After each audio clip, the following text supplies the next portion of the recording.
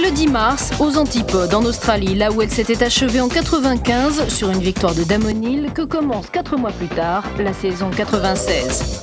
Un tracé inédit au cœur de l'Albert Park, superbe îlot de verdure en plein centre-ville. Malgré l'opposition des écologistes, le Grand Prix d'Australie, après 11 ans à Adélaïde, s'installe donc à Melbourne, où l'on n'avait pas couru depuis les années 50. Développant 5 km 269, ce nouveau circuit est l'un des plus longs du calendrier de la Formule 1 et comme il s'agit d'un tracé méconnu, tous sont au rendez-vous des premiers essais de familiarisation. Michael Schumacher, désormais chez Ferrari, a délaissé le légendaire V12 pour entraîner le V10.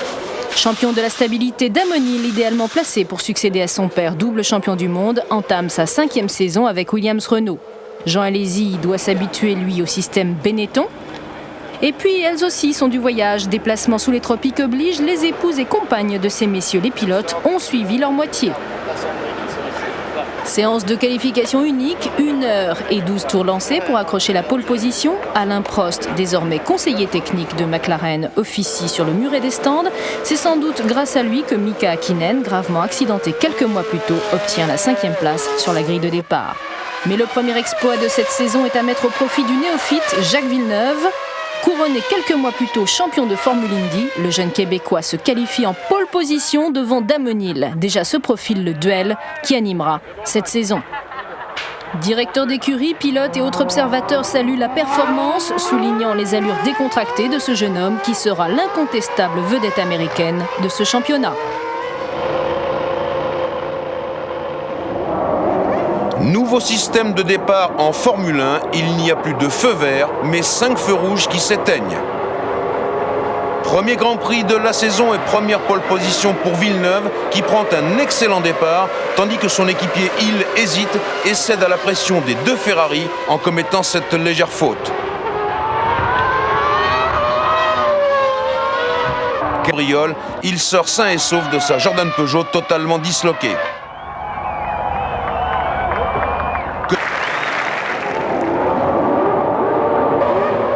Jacques Villeneuve réagit une nouvelle fois à la perfection et Damon Hill trouve la parade contre les 2 Ferrari de Schumacher et Irvine.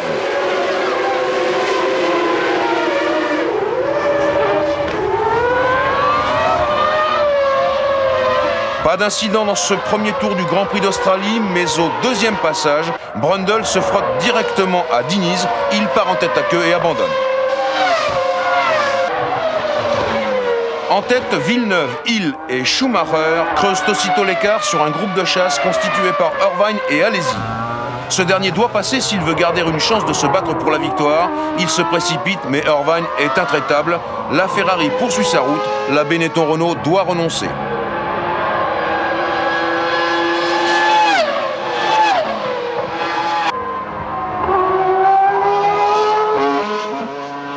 Dans le groupe de tête, Schumacher est le premier à ravitailler.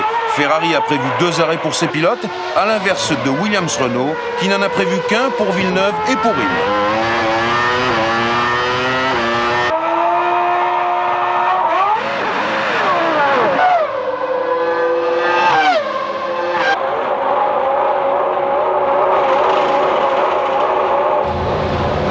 Au 29e passage, à mi-course exactement, Jacques Villeneuve fait le plein et change de pneu. Du coup, Damon Hill prend le commandement du Grand Prix d'Australie, mais il perd du temps, Damon, parmi les retardataires, tandis que son équipier rentre en piste en 2e position. 2 tours plus tard, Damon s'arrête, son ravitaillement s'éternise, c'est un problème de roue, mais il repart juste devant Villeneuve.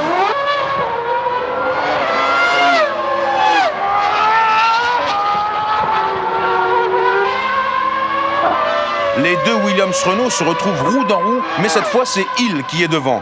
Et Villeneuve ne veut pas s'en laisser compter, il attaque tous azimuts.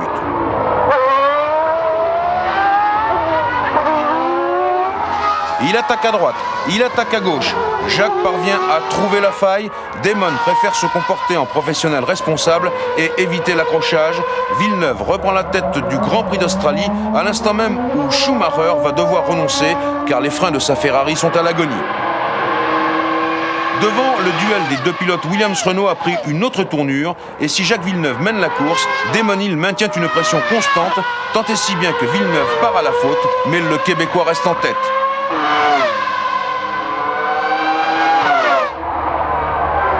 Nous sommes dans le 34e tour, Damon Hill tente de nouveau sa chance, mais ça ne passe pas et Jacques Villeneuve conserve in extremis la première place. Derrière les deux Williams-Renault, les positions sont établies, la Ferrari d'Eddie Irvine roule au 3e rang, devant la Benetton-Renault de Gerhard Berger.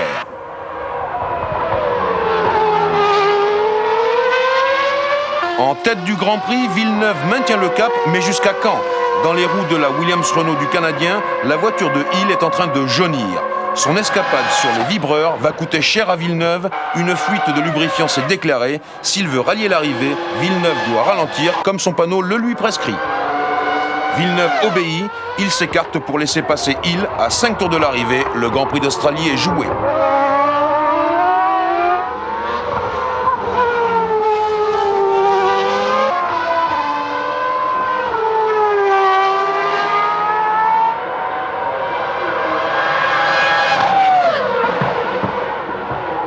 Damon Hill est le premier vainqueur de cette saison 96 qui s'ouvrait à Melbourne. Jacques Villeneuve franchit la ligne d'arrivée en 2e position et permet à Williams-Renault d'effectuer le doublé. Eddie Irvine amène sa Ferrari sur la 3e marche du podium. Damon Hill console Jacques Villeneuve qui vient de faire une entrée remarquée dans le monde de la Formule 1. Eddie Irvine reçoit les félicitations du champion du monde, son équipier Michael Schumacher. Il les a bien méritées.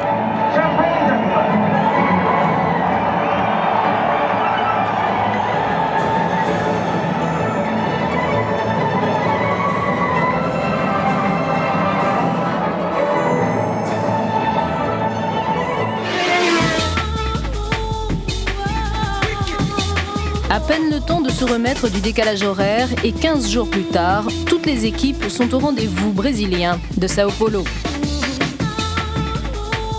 Le circuit Carlos Pache, qui dépend du district d'Interlagos, a été reprofilé et modernisé en 1990, resurfacé en 95. Toutes les bosses des 4 km 325 n'ont pas été éliminées, mais la piste est nettement meilleure. 25 ans de Formule 1 au Brésil, cela se fête et pour l'occasion, le gouverneur de l'État de Sao Paulo a décoré de l'ordre des Bandeirantes le sémillant Bernie Ecclestone, dont le week-end fut par ailleurs très chargé. Anniversaire aussi chez Sauber où l'on fête la 50e participation au Grand Prix de l'écurie helvétique qui a débuté en 93 en Afrique du Sud. Et puis, dans les valises des pilotes, désormais de bien curieux personnages, les gourous, médecins et autres fakirs. Inaugurée par McLaren avec Joseph Leberer il y a 10 ans, cette mode a conquis toutes les écuries. Erwin Gollner pour Williams, Harry chez Benetton. Leurs points communs, tous sont autrichiens et issus de la fameuse école Willy Dungle. Ils ne sont pas médecins, mais se disent physiothérapeutes avec beaucoup d'à-propos, dispenses, massages et remèdes. Celui qui désire le plus obtenir un bon résultat au Brésil, c'est Rubens Barrichello. À 23 ans, natif de Sao Paulo, Barrichello officie chez Jordan depuis ses débuts en Formule 1. Terriblement marqué par la mort de son compatriote et ami Ayrton Senna, Barrichello va frôler l'exploit lors des qualifications. Il accroche la première ligne aux côtés de Damon Hill.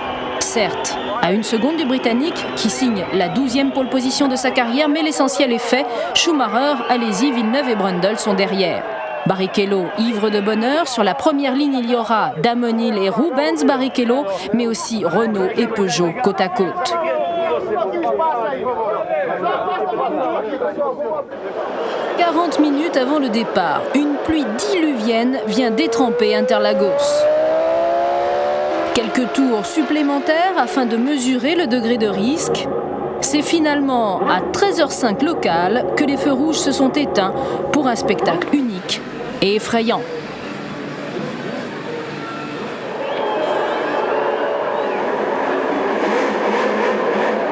Sur la grille, les équipes Williams-Renault et Benetton-Renault ont rapidement adapté leur voiture à la pluie et au signal du starter, Hill, Barrichello, Villeneuve et Alesi prennent le meilleur départ.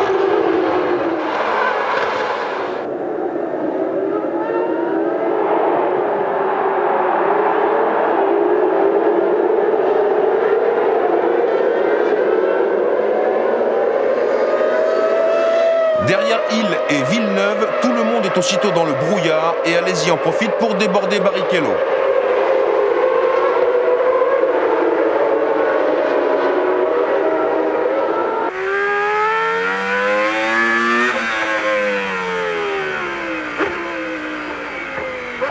À l'issue du premier tour, Demonil débouche en tête du Grand Prix du Brésil devant Jacques Villeneuve et derrière eux, le groupe de chasse est en train de se départager. Ce sera Alesi ou Barrichello. Le Brésilien attaque au freinage avant le S de Senna, mais il tire trop long et intraitable. Alesi reprend la 3e place, tandis que Schumacher est à l'avant-scène pour assister au combat. Au 3e tour, le groupe de chasse est organisé. Alesi, Barrichello et Schumacher, dans cet ordre, partent à la poursuite des deux Williams-Renault. Au 22e tour, Coulthard ouvre la première vague de ravitaillement et il diminue l'appui de sa McLaren car la piste commence à sécher. 2 tours plus tard, Schumacher ravitaille également.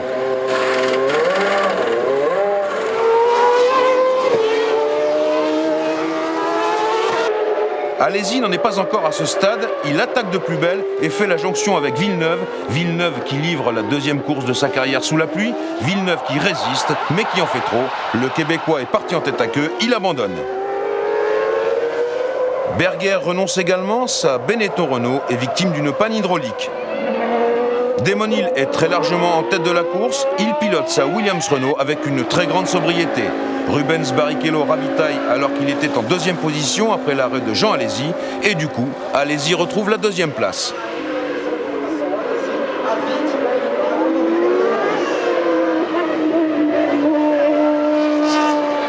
Le cap de la mi-course est largement dépassé lorsque la Williams Renault de Hill stoppe pour ravitailler. Ce sera son seul arrêt et elle repart chaussée de pneus slick. La Benetton Renault d'Alesi accède donc au commandement de la course puisque sa rivale est arrêtée pendant 11 secondes et 2 dixièmes.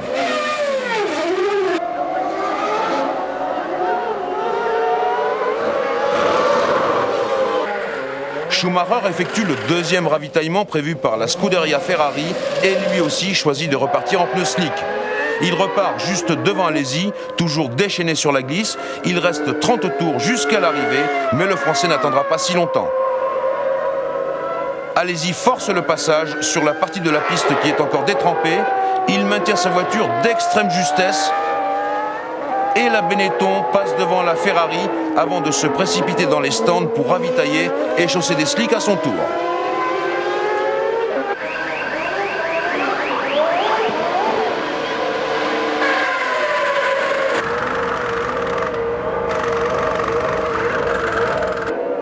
À bord de sa Williams Renault, Demonil est désormais un leader solide. La piste est pratiquement sèche sur l'ensemble du circuit d'Interlagos. Les risques sont minimisés, ce qui permet à Damon d'accélérer la cadence au point de rejoindre la Ferrari d'Irvine et la Jordan Peugeot de Barrichello qui vont lui concéder un tour. Barrichello perçoit la menace, il se précipite et se désunit par la même occasion. Il part en tête à queue et c'est fini pour lui. La Jordan sur le sable, c'est la McLaren Mercedes de Mika Häkkinen qui lui succède à la 4e place. La Ferrari de Schumacher est revenue en 3e position, mais à un tour des 2 voitures en tête du Grand Prix du Brésil, c'est-à-dire la Benetton Renault d'Alesi, incontestée à la 2e place, et la Williams Renault de Demonil, qui emporte sa 2e victoire de la saison.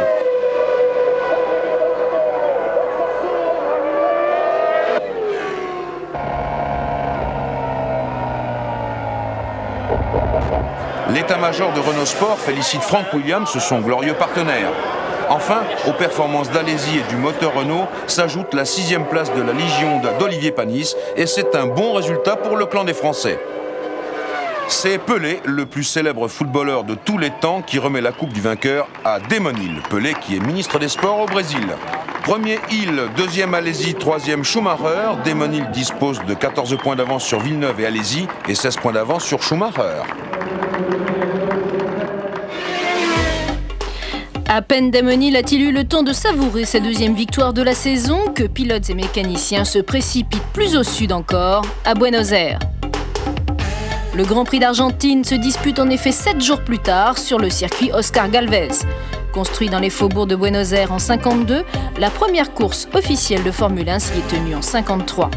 Après une absence de 14 ans et un circuit rénové, le Grand Prix d'Argentine est à nouveau au calendrier depuis 1995. Une fête de l'automobile que le fringant président Carlos Menem ne voudrait manquer sous aucun prétexte, venu féliciter Damon Hill pour ses récents exploits. Lui, il ne cesse d'étonner. La star anti-star n'est pas seule. Jacques Villeneuve et Sandrine se connaissent depuis 7 ans et vivent ensemble depuis 3 ans. Peu utilisée, la piste argentine ne sert que pour la Formule 1 ou presque. Résultat, c'est un vrai cauchemar. L'asphalte ensablé est aussi glissant qu'une patinoire. Résultat, c'est un véritable ballet pour tango argentin dont Damon Hill va émerger en pole position. Et pourtant, déjà la menace à peine voilée de son irréductible ennemi tente de le déstabiliser. Michael Schumacher, dont la Ferrari est de plus en plus compétitive, depuis qu'il a signé la 3e place du Grand Prix du Brésil, s'est installé en pole provisoire. Mais à 3 minutes de la fin de l'unique séance de qualification, Damon Hill parvient à détrôner l'Allemand et signe sa 13e pole position. Damon Hill à gauche, Michael Schumacher à droite. La Williams, Renault et la Ferrari réagissent instantanément aux ordres du starter, tandis que Jacques Villeneuve manque totalement son départ et se laisse enfermer. Hill, Schumacher, Alesi et Berger dans cet ordre, c'est un groupe de tête particulièrement animé qui mène la danse dans les premiers tours du Grand Prix d'Argentine.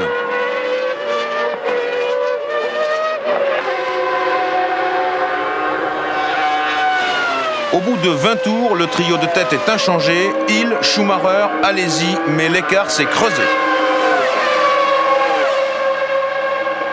Au 21e tour, Schumacher se désolidarise du groupe de tête en effectuant le premier de ses 2 ravitaillements programmés. 7 secondes et 1/10 d'arrêt, il reprend la piste devant Villeneuve. Au tour suivant, c'est Alesi qui est au stand et il en repart après 5 secondes d'immobilisation, c'est un record.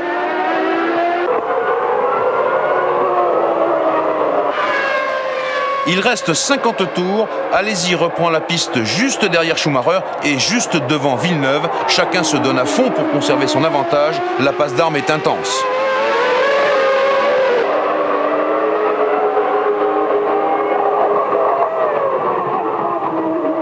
En tête, Damon Hill est débarrassé de ses poursuivants, il a de la marge pour ravitailler.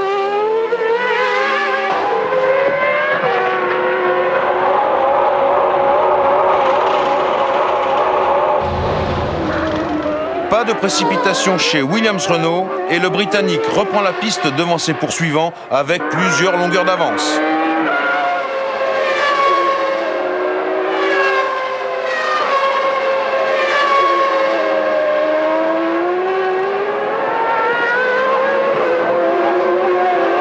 Mais les événements se précipitent après un accrochage avec la Ligier de Diniz. Badoer a mis sa Forti en tonneau. Le pilote italien se dégage tout seul, la voiture de sécurité intervient néanmoins, et voilà Hill, Schumacher, Alesi et Berger regroupés.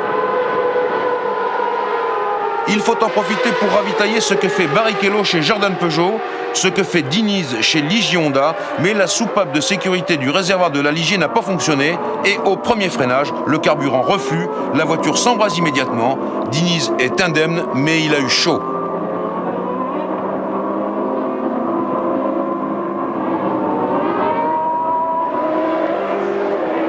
Le circuit est dégagé, la voiture de sécurité s'efface et c'est un nouveau départ, lancé celui-là, avec Villeneuve qui a recollé au groupe de tête. Mais les péripéties ne s'arrêtent pas là. Sortie de piste pour Frentzen, puis accrochage entre Marquez et Brundle qui renoncent l'un et l'autre. À mi-course, Damon Hill est toujours en tête. Derrière lui, Schumacher, Alesi et Berger sont encore au contact. La bagarre entre Schumacher et Alesi est extrêmement rude, mais c'est la Ferrari qui va céder. Alesi passe en 2e position et Schumacher ralentit soudain pour lever définitivement le pied. Il y a une bonne raison à cela. Touché par des débris, le profil de l'aileron arrière de Schumacher a cédé et la mort dans l'âme, le pilote allemand doit renoncer.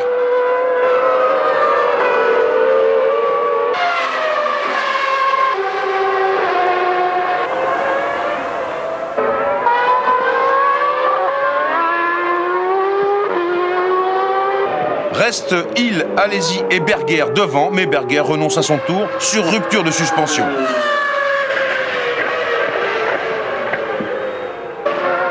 Irvine est 5e, Barrichello 4e, Villeneuve 3e, Allez-y, deuxième, mais le Français va caler au cours de son dernier ravitaillement et laisser la deuxième place à Villeneuve. Les Williams-Renault effectuent le doublé. Damon Hill remporte une nouvelle victoire, le troisième succès d'affilée dans cette saison 96. Il a 18 points d'avance sur Villeneuve et 20 points d'avance sur Alesi, tandis que l'équipe Williams-Renault creuse l'écart au classement des constructeurs. La fille du président de la République argentine Carlos Menem récompense les trois leaders. Jeudi 25 avril, après l'Australie, le Brésil et l'Argentine, les acteurs du championnat du monde de Formule 1 se retrouvent dans le massif de l'Eifel, en Allemagne, au pied du célèbre village de Nürburg pour la 4e manche. On a coutume de dire que c'est à partir de ce Grand Prix, le premier des 11 qui seront courus sur des circuits européens, que la saison commence vraiment. Préparer son cartable pour les écuries équivaut à aménager les bus climatisés qui servent de refuge. Flambant neufs ou repeints, ils abritent bureaux équipés d'ordinateurs, moyens de communication, réfrigérateurs, mini-salles de bain et l'indispensable banquette pour se reposer. Durant 6 mois, ils vont sillonner l'Europe, de circuit en circuit, en caravane, avec les camions ateliers non moins bien équipés. Les chauffeurs sont 2 voire 3 par unité, connaissent les meilleurs bars et restos de toute l'Europe. Débutant en Formule 1, Jacques Villeneuve ne veut rien laisser au hasard. C'est dans le car régie de TF1 qu'il s'est réfugié pour étudier le tracé du Nürburgring. Il en a profité pour observer le comportement des monoplaces de ses adversaires et peaufiner sa tactique, minutieusement étudiée. Sa tactique est surtout celle de Schumacher, une démarche qui aura pour conséquence le succès que l'on sait. Jacques, vous êtes le bienvenu à TF1. Ils sont des milliers de supporters à attendre le retour de la Formule 1 en Europe. Pour suivre le plus près possible leurs idoles, pour cette 4e épreuve de la saison, ce sont les Allemands qui sont à la fête. Ils adorent leur double champion du monde. Schumacher est un dieu, mais un dieu qui a changé de couleur. Tom Walkinshaw vient enfin de réaliser son rêve. Partout son logo et ses initiales, TWR, Tom Walkinshaw Racing, indique que Footwork Arrows, désormais, lui appartient. Comme toujours, la séance d'essai est une véritable bataille rangée, mais Damon Hill s'affirme décidément comme l'homme fort de ce début de saison. Début décevant en revanche pour Jean Alesi, victime d'une terrible sortie de piste. Le Français réussit tout de même le 4e temps, en 2e ligne, aux côtés de Michael Schumacher. Schumacher vexé d'être à près de 2 secondes de Damon Hill, le Britannique qui s'octroie sa 14e pole position inflige une véritable punition à ses rivaux, à commencer par ce terrible Jacques Villeneuve qui ne lâche pas prise. Damon Hill devance Villeneuve d'1 seconde, mais le Québécois prendra tout de même le départ de la 4e manche à ses côtés. Au signal du départ, l'attention se porte immédiatement sur la 2e et la 4e ligne de la grille où les Benetton d'Alesi et Berger restent littéralement collés sur leur emplacement. Leur frein électronique n'a pas fonctionné, les roues avant sont restées bloquées. Villeneuve et Coulthard sont passés aussitôt à l'action et ils mènent le Grand Prix d'Europe avec 2 longueurs d'avance sur Barrichello, Schumacher et Hill. Alesi entreprend de refaire le terrain perdu, il est tassé par Verstappen dans la ligne droite, il arrive dans l'angle mort du rétroviseur de Salo, l'accrochage est inévitable et l'abandon aussi.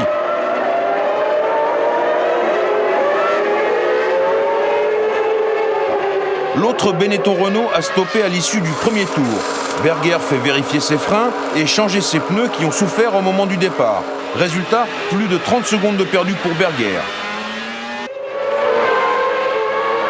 Derrière Villeneuve, la chasse s'organise. Coulthard, Barrichello, Schumacher et Hill sont de la partie et Damon refait le terrain perdu en débordant Schumacher, tandis que Panis et Irvine renoncent simultanément et pour cause. En tête, Villeneuve creuse irrésistiblement l'écart sur Coulthard. Derrière eux, Barrichello fait de la résistance contre Hill, ce qui permet à Schumacher de se rapprocher. Ils étaient 2, les voici de nouveau à 3 et ça chauffe.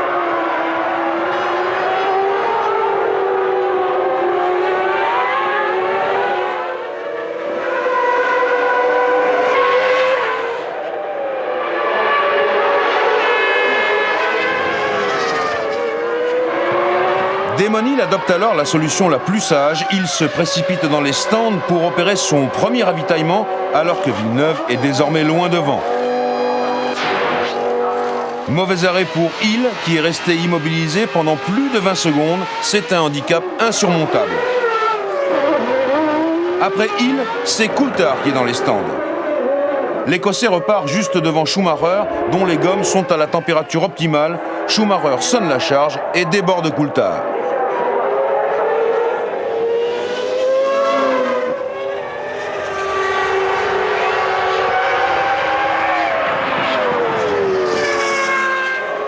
Coulthard n'en a pas fini pour autant. Häkkinen est dans les stands. Un ravitaillement éclair et le Finlandais repart sous le nez de son équipier.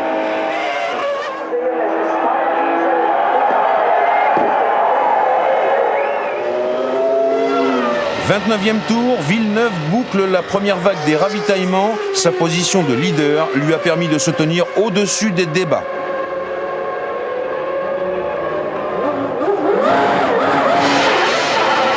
Le Canadien rentre en piste et on mesure concrètement l'écart qui le sépare de Schumacher à l'autre bout de la ligne droite.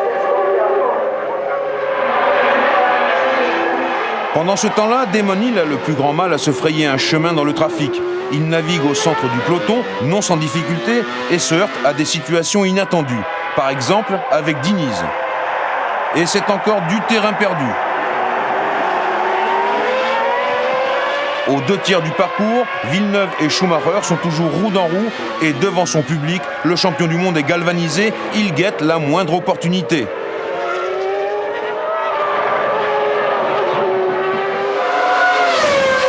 Ça ne passe pas, alors il va passer par les stands. La Williams-Renault s'enfuit, mais au bout de 8 secondes et demie, la Ferrari repart, chaussée à neuf. Et Schumacher sonne la charge.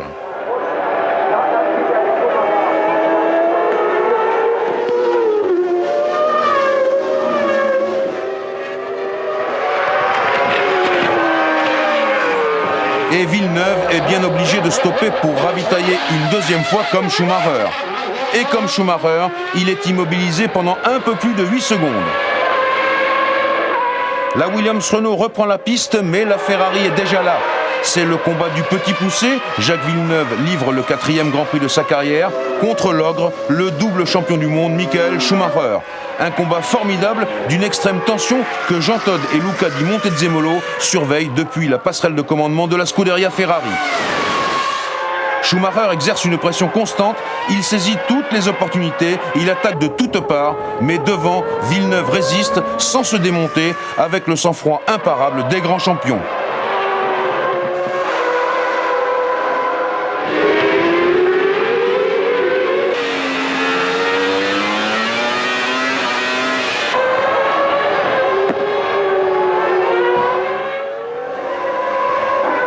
Au 67e tour, Villeneuve est sauvé par le gong.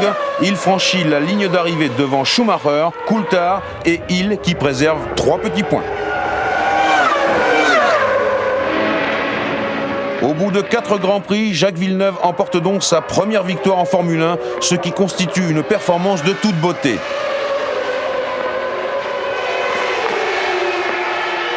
Villeneuve relance par la même occasion la course au titre mondial, jusque-là dominée par Hill, ce qui lui vaut les félicitations de Michael Schumacher, qui peut s'adresser à lui ès-qualité.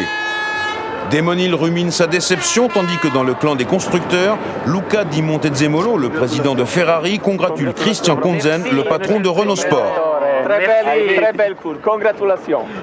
Villeneuve monte sur le podium en compagnie de Schumacher et de Coulthard. 15 ans après la dernière victoire de Gilles Villeneuve, le père de Jacques, l'hymne national canadien a résonné de nouveau sur un podium de Formule 1. Lorsqu'il arrive en Italie, Jacques Villeneuve est serein. Il sait désormais que son objectif, c'est Damon Hill. Le Britannique pensait obtenir son premier titre mondial en l'absence d'opposition. Erreur. Non seulement Jacques Villeneuve va se dresser sur sa route, mais à partir du Grand Prix de San Marin, Schumacher à son tour viendra jouer les troubles faits. D'ailleurs, Schumacher n'hésite pas à mettre tous les atouts de son côté. Quelques heures avant la 5e épreuve du championnat qui doit se dérouler à Imola sur le circuit Dino et Enzo Ferrari, Schumacher est lui encore à une 50aine de kilomètres sur la piste privée de Ferrari à Fiorano pour d'ultimes essais. La douceur de l'Émilie-Romagne en ce début de mois de mai, c'est aussi l'amer souvenir de cette saison 94 où la Williams-Renault s'est fracassée sur le mur de Tamburello. À Imola, on a inauguré une stèle en souvenir, puis on a préféré se tourner vers la saison 96 et l'immense espoir pour tous les tifosi d'un Michael Schumacher en position de faire briller la Scuderia sur ses terres. Né de la dernière pluie, voici les gommes sculptées façon 96 pour gros orages. Mais c'est sur sol sec que se déroule la séance de qualification. Les duellistes de Williams-Renault savent que Schumacher, dont la Ferrari est équipée d'un moteur V10 de la dernière génération, veut absolument conquérir et séduire les 100 000 tifosi qui ont déjà acheté leur place. Pour l'honneur et le panache, l'Allemand lorgne la pole position, reléguant ses espoirs de première victoire à l'un de ses circuits fétiches, Monaco. Villeneuve et Hill tenteront tout pour empêcher Schumacher de s'imposer, accrochant de belles performances sur ce circuit sélectif, mais Schumacher était trop fort. Il subtilise la pole position, la première depuis qu'il pilote une Ferrari, la 11e de sa carrière, la 115e pour Ferrari et il était temps. La monoplace rouge se dérobe peu après la ligne de chronométrage, suspension cassée.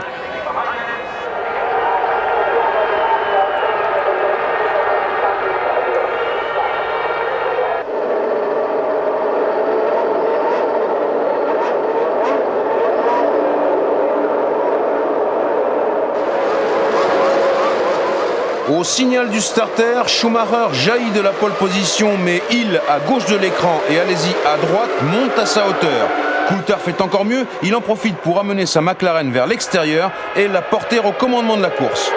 Quelques centaines de mètres plus loin, Villeneuve et Alesi se tutoient et cette touchette aura sa conséquence.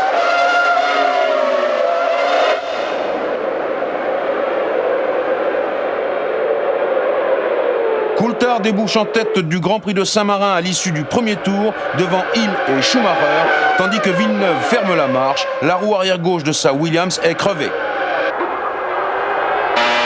Au deuxième tour, Schumacher déborde Hill. Et on revient sur Villeneuve, sa crevaison a failli lui coûter une sortie de piste définitive. Le temps de redresser la situation et le Canadien dégringole au fond du classement. Quant à Schumacher, ces images de caméra embarquées démontrent que le champion du monde s'est imposé de force et de justesse à Hill.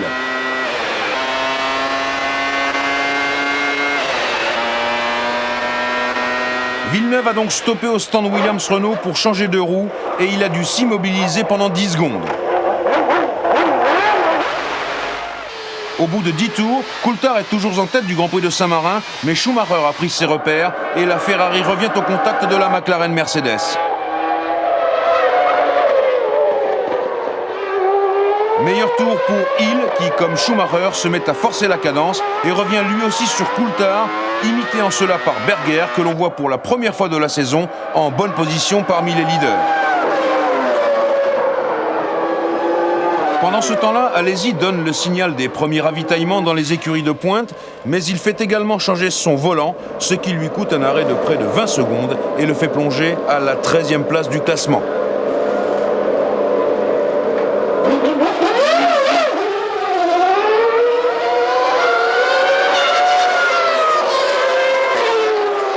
Au 19e tour, Coulthard stoppe chez McLaren Mercedes. Et Schumacher en profite pour prendre le large. Et puis c'est Hill qui est en tête, puisque Schumacher ravitaille chez Ferrari.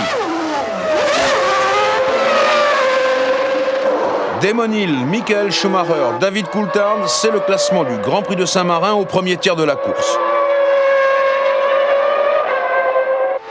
Hakkinen effectue un tête-à-queue et il dégringole à la 12e place. Damon Hill ravitaille au 29e tour et c'est le tournant du Grand Prix. D'une part, Williams-Renault a laissé Hill en piste jusqu'à la mi-course pratiquement, ce qui lui permet de choisir entre un ou deux ravitaillements. Et c'est une stratégie séduisante car elle plonge les autres équipes dans la perplexité. D'autre part, Damon a creusé une avance suffisante pour repartir devant Schumacher sans perdre le commandement de la course. Hakkinen, Brundle, Alesi et Villeneuve ont déjà concédé un tour de retard.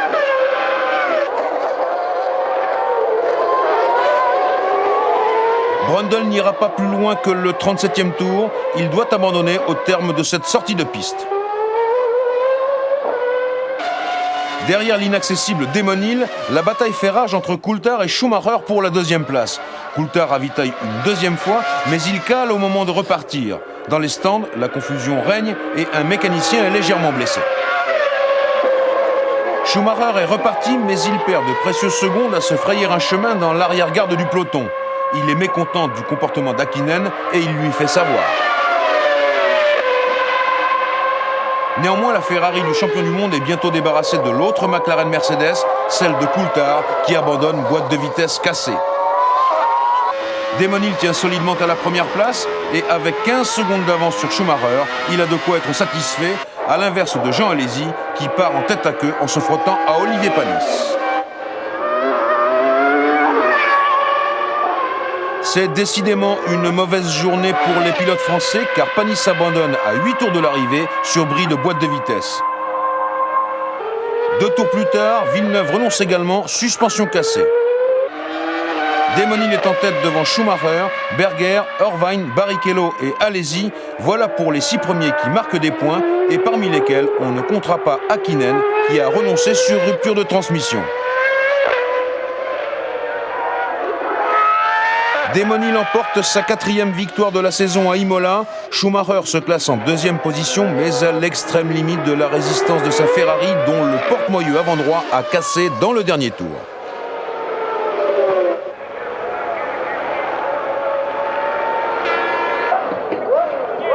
Berger termine la course en 3e position, mais à près de 50 secondes de Hill, et Irvine est 4e à plus d'une minute du vainqueur. C'est dire l'énorme potentiel de Williams-Renault qui domine Benetton et Ferrari.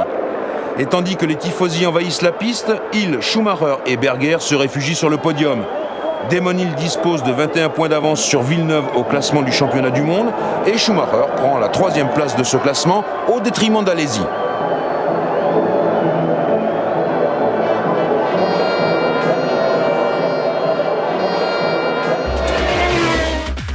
Monaco, voici l'un des meilleurs endroits pour rêver. Bolide à l'assaut des rues étroites, bordé de rails, grillages et autres murets, ici l'on vient aussi pour être vu.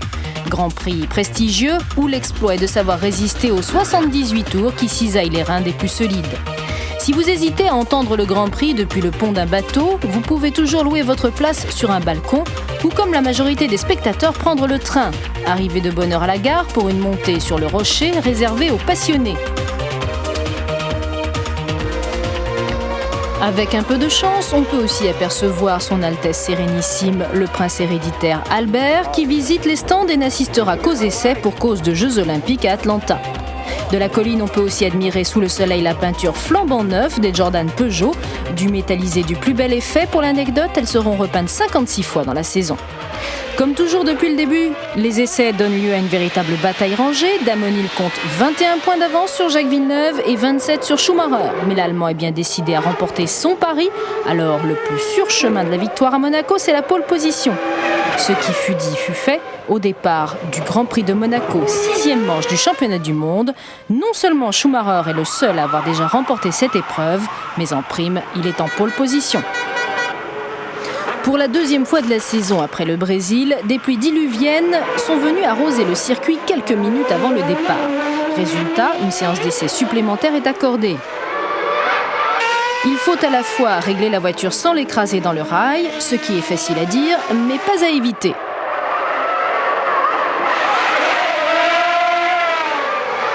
Mauvais point pour Mika Hakkinen à ce petit jeu qui réussit le meilleur temps avant de se faire piéger. Il faudra un petit exploit des mécaniciens pour conformer la voiture de rechange. 1 heure plus tard, c'est le départ.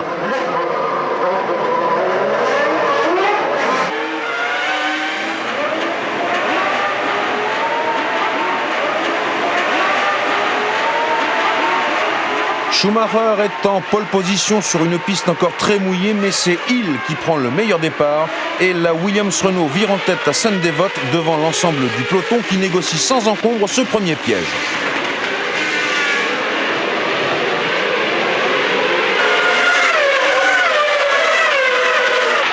Descente vers le virage de Mirabeau et l'épingle de l'ancienne gare.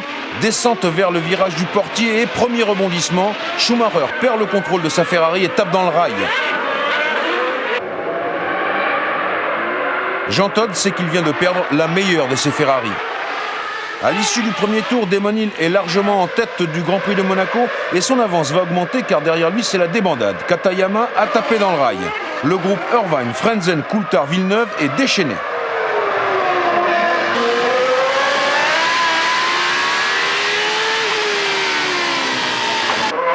Rosset détruit sa voiture à la rascasse. Diniz en tête à queue est évacué vers la sortie. Le groupe de chasse comporte maintenant Irvine, Frentzen, Coulthard, Villeneuve, Salo, Herbert, Hakkinen et Panis roue dans roue. En moins de 10 tours, Damon Hill a pris une avance colossale sur Jean Alesi et le Français possède également une bonne marge sur ses poursuivants. Au 10e tour, Berger s'arrête alors qu'il était en 3e position. La transmission de la Benetton Renault est en panne, c'est l'abandon. Dans le groupe de chasse, Frentzen commence à s'énerver. La Ferrari d'Irvine est trop lente et pourtant la Sauber n'arrive pas à passer. L'accrochage est inéluctable. Il intervient au 17e tour. Frentzen casse son aileron. Irvine est obligé de ralentir et de se diriger vers les stands. Tout le monde se précipite dans la brèche.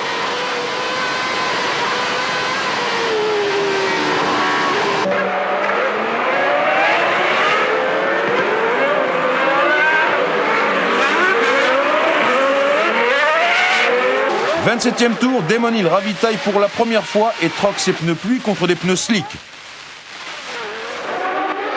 Jean Alesi prend la tête du Grand Prix de Monaco.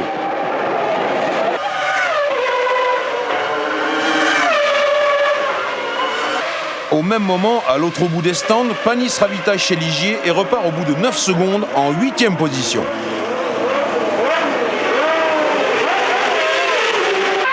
En tête, la Williams Renault de Hill est revenue dans le sillage de la Benetton Renault d'Alesi qu'elle déborde immédiatement.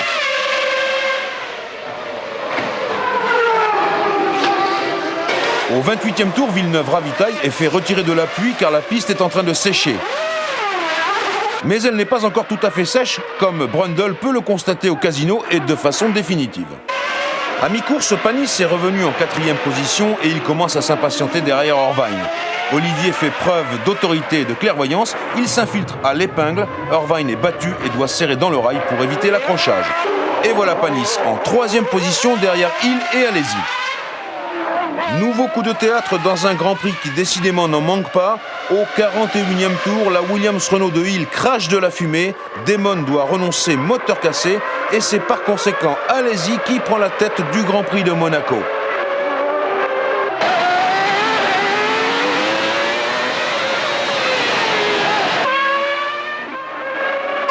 Panis est 2e avec 3 secondes d'avance sur Coulthard. Irvine a concédé un tour.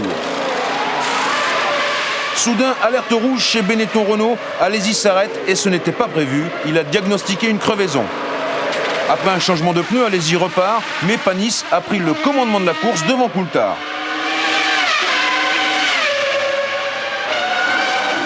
Est-ce qu'Alesi peut refaire le terrain perdu? La réponse intervient aussitôt. L'Avignonnais abandonne, suspension cassée.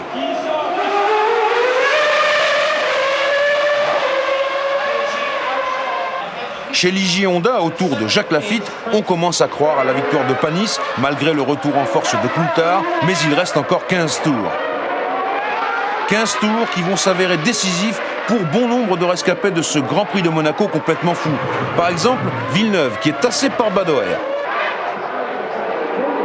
Et puis quelques mètres plus loin, Eddie Irvine, Mika Salo et Mika Hakkinen s'empilent dans la descente du portier.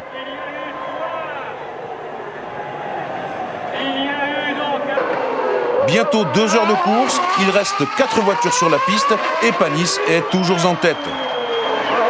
Dernier tour pour Olivier Panis à la porte de sa première victoire en Grand Prix.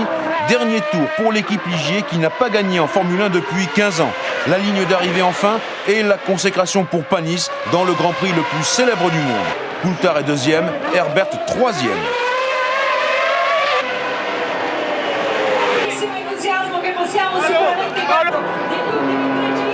Le Grand Prix de Monaco a tenu toutes ses promesses. Le sport automobile français compte désormais un champion de plus, un garçon discret, sérieux, solide, Olivier Panis.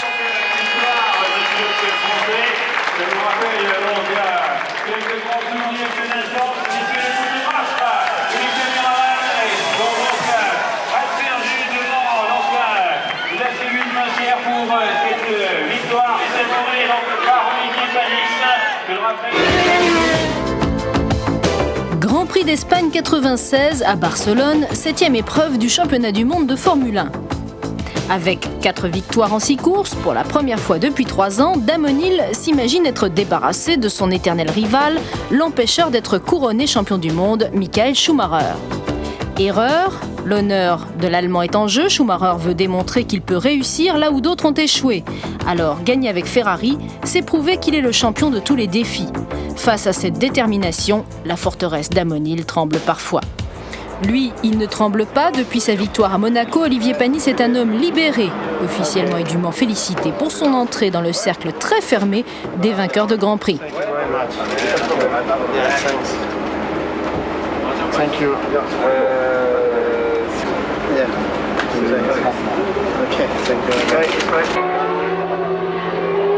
Aux essais, rien ne viendra pourtant troubler Damon Hill, qui obtient sa 15e pole position et établit un nouveau record du circuit de Catalogne. Mais Villeneuve est toujours à ses côtés. Pour la 3e fois de la saison, les deux Williams-Renault sont en première ligne. La météo locale avait bien prévu des orages, mais de là à ce qu'un déluge inonde le circuit de Catalogne toute la nuit, personne n'aurait pu l'imaginer. Au petit matin, les spectateurs ne pouvaient que constater les dégâts. Bottes et parapluies sont obligatoires.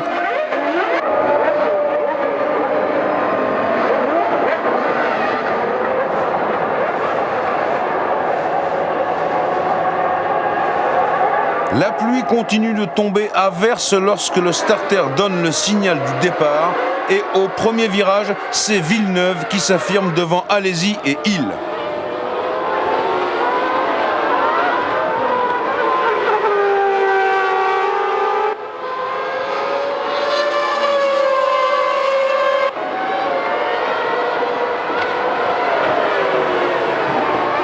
L'ami Rosset et Coulthard manquent à l'appel de ce premier tour et Panis ne va pas beaucoup plus loin, il a touché lui aussi et il renonce.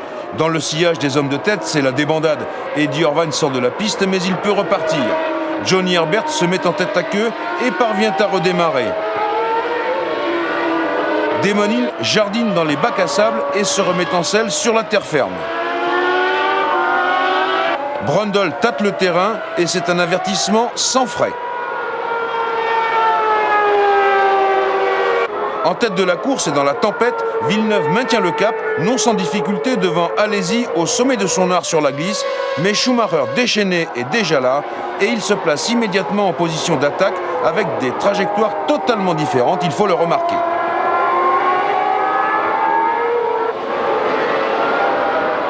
Au 9e tour, Alesi doit s'incliner, Schumacher passe en 2e position. Aussitôt, et sur des trajectoires toujours peu orthodoxes, Schumacher fait la jonction avec Villeneuve, tandis que Hill part en tête à queue, et cette fois, c'est l'abandon.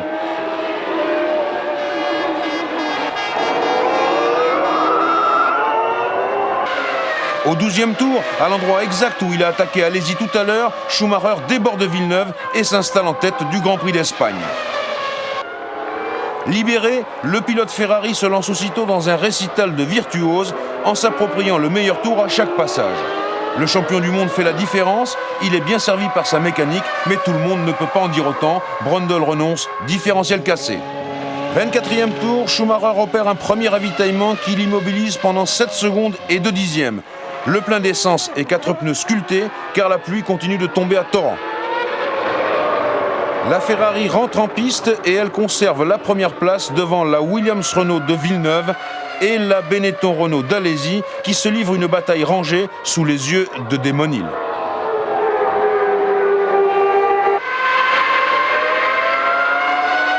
Alesi ravitaille au 32e tour, c'est presque la mi-course. 11 secondes 9 dixièmes au stand Benetton pour Alesi, la Ferrari de Schumacher est désormais inaccessible. Jusque-là, en 4e position, Berger ravitaille à son tour. 6 secondes et demie pour Berger, qu'il faut comparer aux 10 secondes de Villeneuve dans le stand Williams. Villeneuve repart et Schumacher mène désormais la course devant Barrichello, mais la Jordan Peugeot navigue à plus d'1 minute de la Ferrari. 25 tours encore dans ce Grand Prix d'Espagne véritablement démentiel. Alesi a rejoint logiquement la 2e place car Barrichello a stoppé au stand Jordan pour ravitailler. Barrichello reprend la piste juste sous le nez de Villeneuve, mais le Canadien n'hésite pas une seconde et il fait l'extérieur au Brésilien. Voilà Villeneuve en 3e position.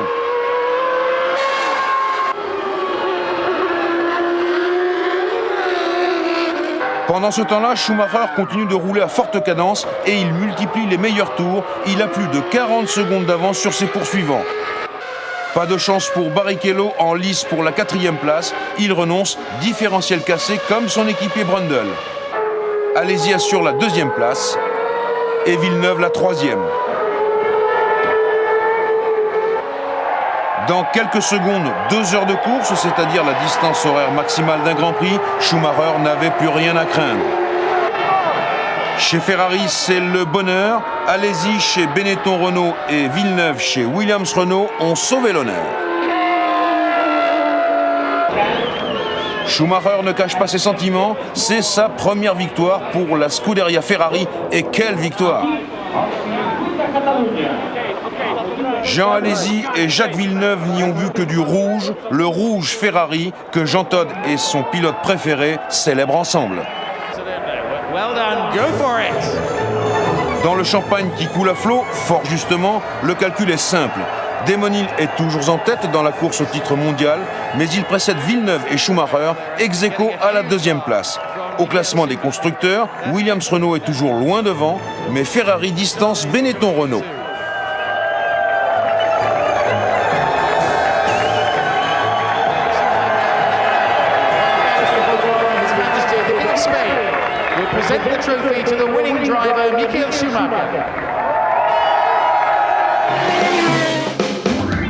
En arrivant à Montréal, rien n'aurait pu freiner les 2 pilotes de Williams Renault, chacun d'eux ayant de bonnes raisons de marquer le continent nord-américain de leur empreinte. Situé sur l'île Notre-Dame, au milieu du Saint-Laurent, le tracé chemine à travers le parc de l'Exposition universelle de 1967. C'est là que Gilles Villeneuve remporta son premier Grand Prix en 1978 devant son public. Désormais, c'est Jacques Villeneuve, son fils, que les Québécois vénèrent. Un hommage qui le trouble un peu, mais ce dimanche 16 juin, l'objectif de Jacques Villeneuve est de gagner et surtout de montrer qu'il n'est pas aussi irrégulier qu'on le lui objecte face à Damon Hill, moins vulnérable qu'il n'y paraît. Aux essais, par 2 fois, le Québécois améliore sa performance. Seul le diabolique Michael Schumacher parvient à l'approcher. Il est à 2 millièmes de Villeneuve. Mais c'est sans compter sur le sang-froid tout britannique de Damon Hill. Pour 200e, il repousse Villeneuve en 2e position. Pour la 4e fois de la saison, les 2 Williams Renault sont en première ligne. Pour Damon Hill, c'est la 5e pole position cette année, la 16e de sa carrière. Mais le Britannique sait que la concurrence est rude. Revenu à 17 points, Villeneuve et Schumacher se font de plus en plus menaçants. Pourtant, Schumacher aura toutes les peines du monde à concrétiser. Sur la grille de départ, la Ferrari ne démarre pas, du coup l'Allemand part en dernière ligne. Et cet incident ne sera pas le dernier.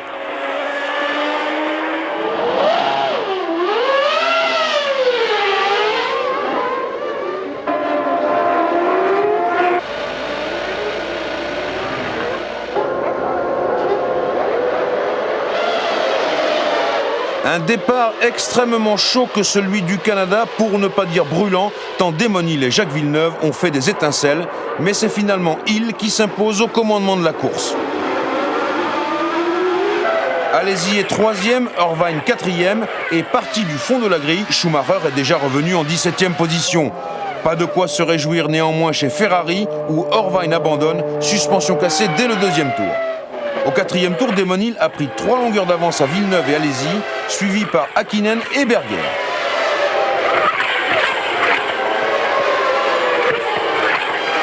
Au 6e tour, Katayama et Rosset renoncent, et pour cause. Dans le groupe de chasse, c'est Häkkinen qui perd pied. Il a cédé à Berger, Brundle et Barrichello.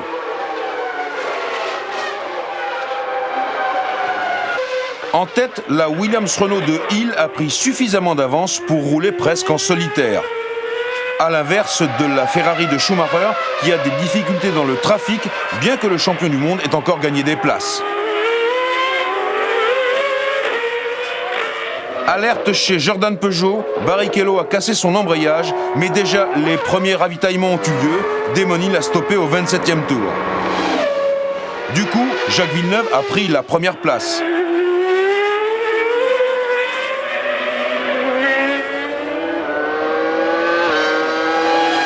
« 22e au départ, 17e, 13e, Schumacher est revenu en 9e position au premier tiers de la course.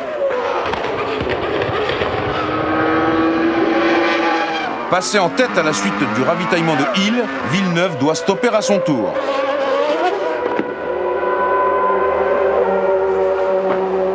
Damon reprend facilement la première place à son équipier, d'autant que celui-ci est resté immobilisé pendant plus de 11 secondes. Et de fait, Villeneuve a également perdu la deuxième place au profit d'Alesi. Péripétie que cet accrochage entre Lamy et Coulthard, ils repartiront tous les deux. La mi-course est déjà dépassée au moment où Alesi est appelé par le stand Benetton pour ravitailler. Plus loin dans le peloton, Panis a été débordé par Schumacher et voilà que la Ligier repasse la Ferrari. Schumacher résiste, mais Panis finit par avoir le dessus. C'est un combat d'arrière-garde loin de Damon Hill, toujours en tête, et au 40e tour, Schumacher s'arrête pour opérer son seul et unique ravitaillement. Il repart avec difficulté, l'hypothèse d'une panne de transmission devient une certitude. L'arbre de roue a explosé littéralement à l'arrière de la Ferrari. Pratiquement au même instant, Berger abandonne à la suite de ce tête-à-queue. En tête, Damon Hill ravitaille une deuxième fois et c'est une bonne stratégie de la part de l'équipe Williams qui a longtemps laissé planer le doute entre 1 et 2 arrêts pour son leader. De fait, et malgré ce deuxième ravitaillement, Damon Hill n'a pas perdu la première place. Brundle est 6e, la Jordan Peugeot roule derrière les deux McLaren Mercedes, Coulthard 4e et Hakkinen 5e. Alesi est 3e et sous les yeux de Berger, c'est Villeneuve qui monopolise l'attention en cravachant pour revenir sur Hill.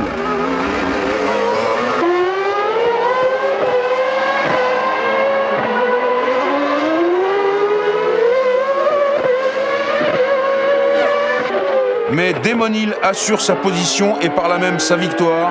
Villeneuve termine à moins de 5 secondes.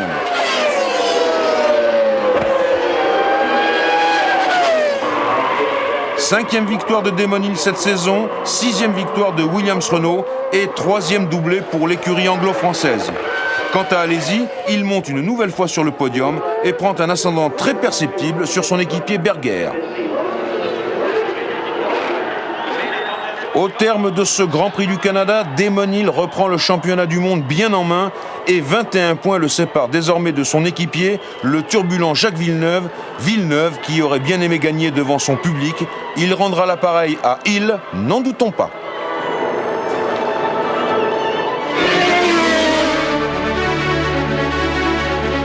Magny-Cours, 9e étape du championnat du monde de Formule 1. Depuis 6 ans, la campagne nivernaise est un havre de paix pour les pilotes. Ici, pas ou peu d'hôtels, mais de vastes demeures où chacun se réfugie selon affinité.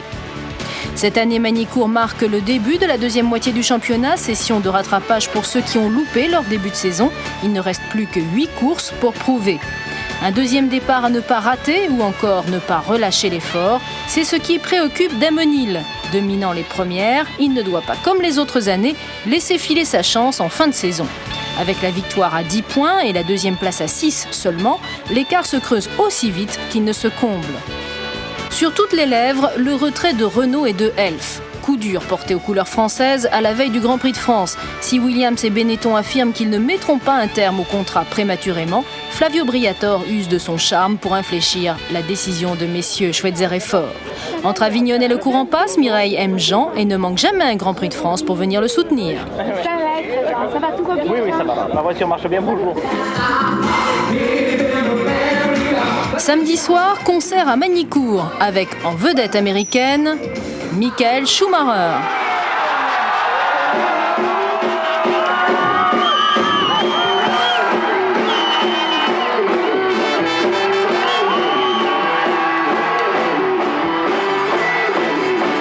L'auteur de la pole position a gratifié Ferrari de ce petit exploit personnel qui masque bien des lacunes, malgré la bonne volonté des hommes de la Scuderia.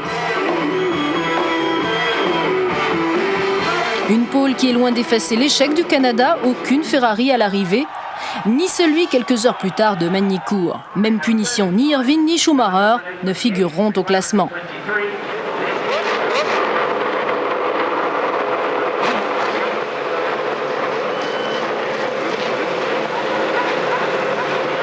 Michael Schumacher, lui, ne bouclera même pas un tour, puisque c'est au milieu de celui de formation que son moteur va exploser.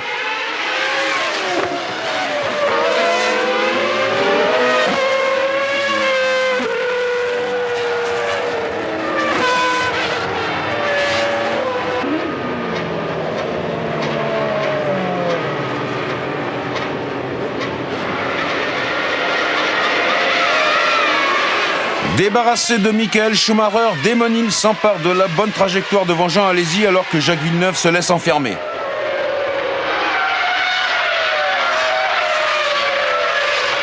Hill, Alesi, Häkkinen, Villeneuve, Berger, Brundle, c'est le classement des hommes de tête au premier tour, tandis qu'à l'autre bout du peloton, Irvine rentre au stand et renonce, il n'y a plus de Ferrari en course.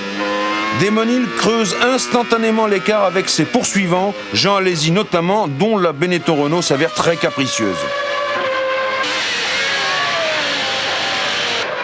Häkkinen est toujours troisième, mais Villeneuve lui rend la tâche difficile.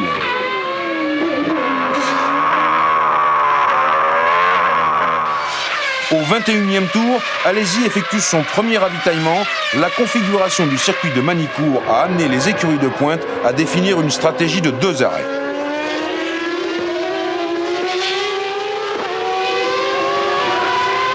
« 27e tour, premier arrêt de Hill et Häkkinen s'engouffre également dans les stands.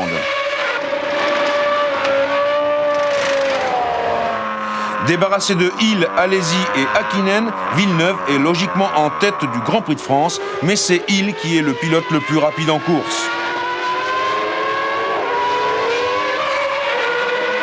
Et au moment où Villeneuve ravitaille enfin, c'est-à-dire au 30e tour, Damon Hill reprend sa position de leader en solitaire.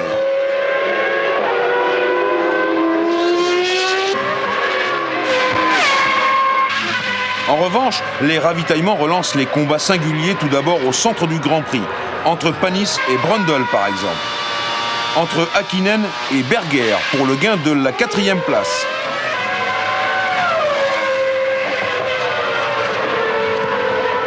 Entre Villeneuve et Alesi pour la 2e place, et très sportivement, Alesi montre à Villeneuve qu'il sait s'incliner.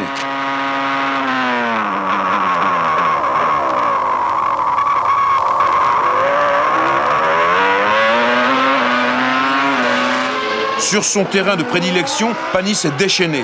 Après la Jordan Peugeot de Brundle, la Légion d'Ali français attaque l'autre Jordan Peugeot, celle de Barrichello, le tout sous le regard de Hill placé à l'avant-scène.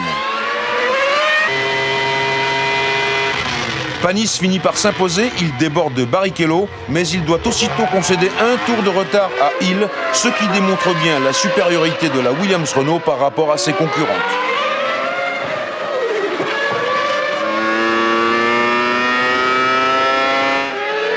Derrière Hill, Panis ne s'arrête pas en si bon chemin et il s'attaque aussitôt à Coulthard qu'il finit par dépasser. Mais l'heure du 2e ravitaillement a sonné. «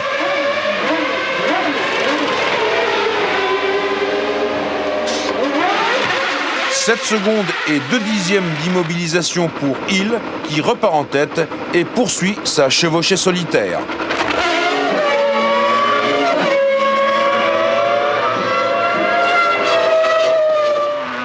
Villeneuve est toujours en 2e position, les 2 Williams Renault sont séparés de près de 8 secondes, ce qui n'est pas le cas des 2 Benetton Renault. Alesi et Berger sont roue dans roue et ils continueront dans cet équipage jusque sur la ligne d'arrivée avec 4 dixièmes d'écart seulement. Damon Hill gagne aisément le Grand Prix de France devant Jacques Villeneuve, Jean Alesi et Gerhard Berger, 2 Williams Renault, 2 Benetton Renault. Renault Sport place ses 4 moteurs aux 4 premières places de la course et c'est une première dans l'histoire du motoriste français en Formule 1.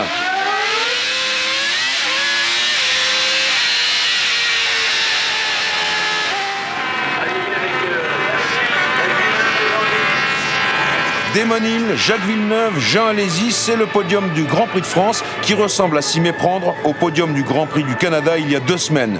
Damon Hill accroît son avance dans la course au titre mondial et côté constructeur, Williams Renault paraît déjà inaccessible.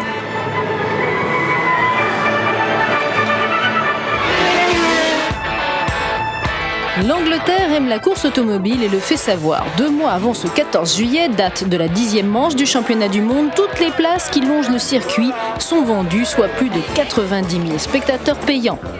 Désormais, les Britanniques ont une passion pour Damon Hill. Depuis 3 ans, le fils du double champion du monde est en passe de remporter le titre mondial.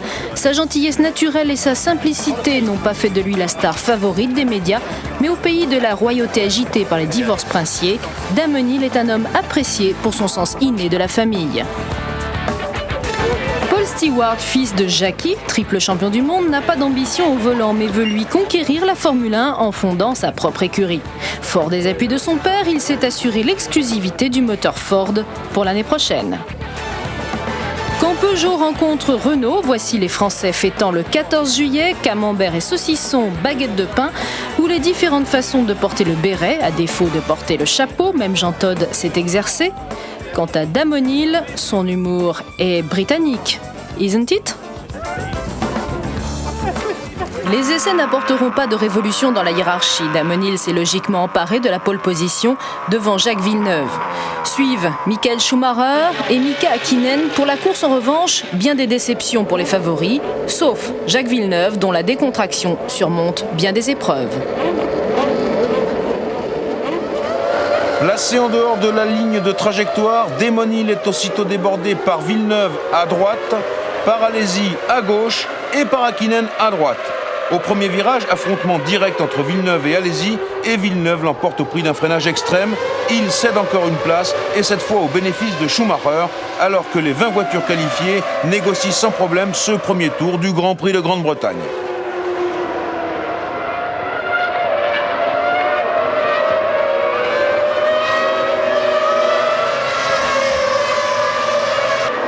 Nouveau coup de théâtre chez Ferrari après Montréal et Manicourt. Schumacher abandonne au 4e tour, commande de boîte de vitesse cassée. Sous l'œil de Jean Todt, rien ne va plus dans la Scuderia.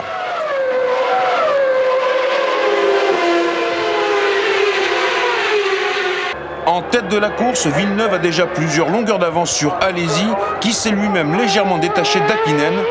Häkkinen talonné par Hill.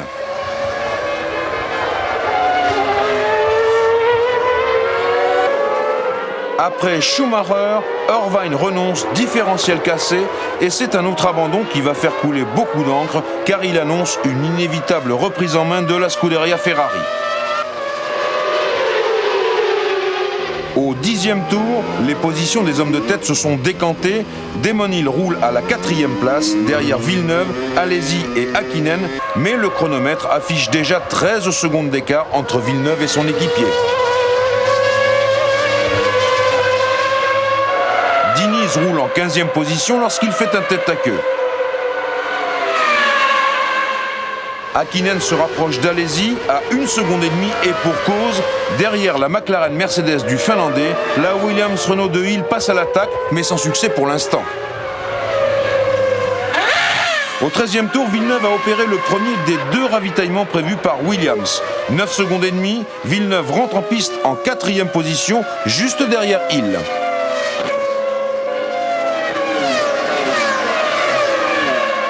Et de fait, c'est Alesi qui est maintenant au commandement du Grand Prix de Grande-Bretagne, un Grand Prix que Hill, l'enfant chéri du public, ne gagnera pas. Au 27e tour, Damon perd le contrôle de sa Williams et sort de la piste. Häkkinen ravitaille au même instant, tandis que Hill, pied à terre, salue Silverstone. C'est un porte-moyeu de la Williams qui a cédé.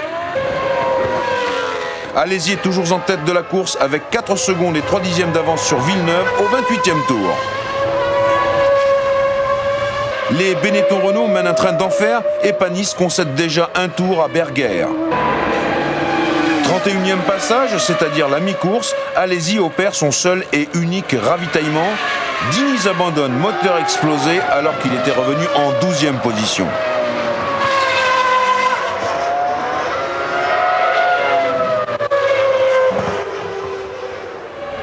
Le ravitaillement d'Alesi laisse Villeneuve en tête de la course devant Häkkinen. Mais le Canadien comme le Finlandais doit encore s'arrêter une fois, ce qui laisse Alesi à la 3e place dans une situation favorable, de même pour Berger à la 4e place. Mais soudain, Alesi ralentit et s'écarte. Il y a quelque chose de cassé sur la Benetton Renault du Français. Hakkinen effectue son deuxième ravitaillement et repart au bout de 7 secondes.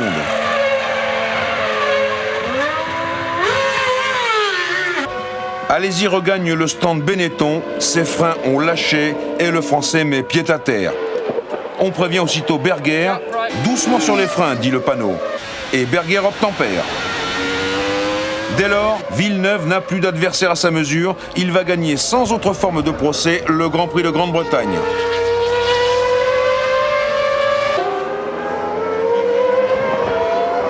C'est la deuxième victoire du Canadien dans sa carrière en Formule 1. Berger franchit la ligne d'arrivée en deuxième position. Les freins de sa Benetton Renault ont tenu.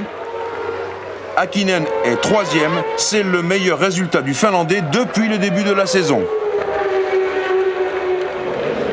Villeneuve est un homme heureux. Il a gagné à Silverstone sur le terrain de Hill et il efface ainsi la défaite que Damon lui avait infligée à Montréal. C'est un juste retour des choses.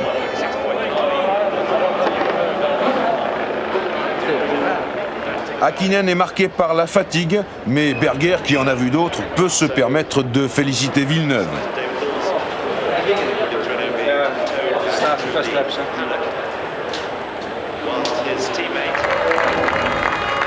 Au classement du championnat du monde, Villeneuve se rapproche à 15 points de Hill. Derrière eux, Schumacher et Alesi n'ont pas pu se départager puisqu'ils ont abandonné tous les deux. Berger et Hakkinen sont ex-aequo à la 6e place. Au championnat constructeur, Benetton Renault prend la 2e place à Ferrari. Étape décisive pour les prétendants au titre mondial. Ce Grand Prix d'Allemagne doit absolument permettre à Damon Hill de se démarquer de son coéquipier Villeneuve, vainqueur du Grand Prix de Grande-Bretagne. Ne disposant plus que de 15 points d'avance, Hill doit en effet éviter que Villeneuve ne grignote encore des points qui compteront en fin de saison. Et déjà, se profile le duel fratricide. Mais Hockenheim, c'est surtout se plonger au cœur de la planète Schumacher. Le public, certes, mais aussi tout l'entourage du champion est convié pour ce Grand Prix estival. Dans la famille Schumacher, voici l'impresario, le sémillant Willy Weber, le secrétaire, Heine Buschinger, le gourou, Balbir Singh, Papa Schumacher,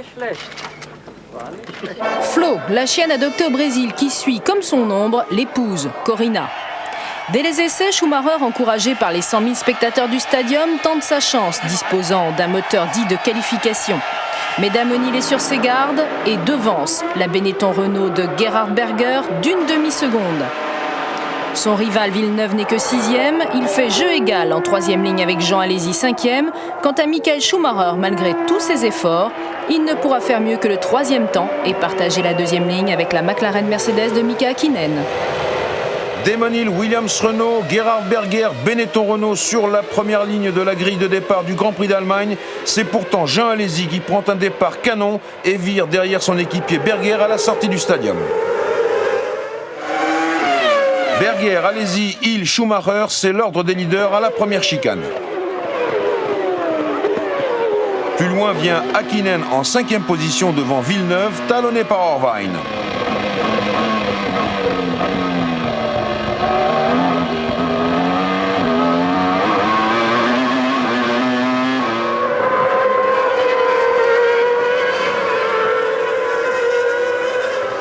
Au 13e tour, Hakkinen donne le signal des premiers ravitaillements.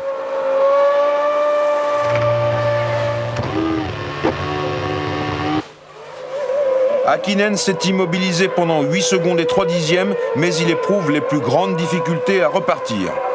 Il y parvient enfin, mais c'est pour renoncer quelques dizaines de mètres plus loin, boîte de vitesse cassée.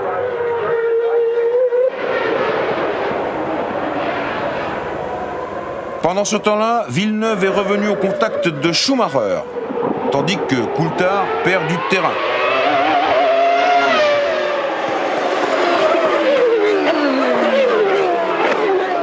La cadence du Grand Prix d'Allemagne est très élevée, plus de 230 km/h de moyenne, et déjà Berger, Alesi et Hill ont rejoint les premiers retardataires.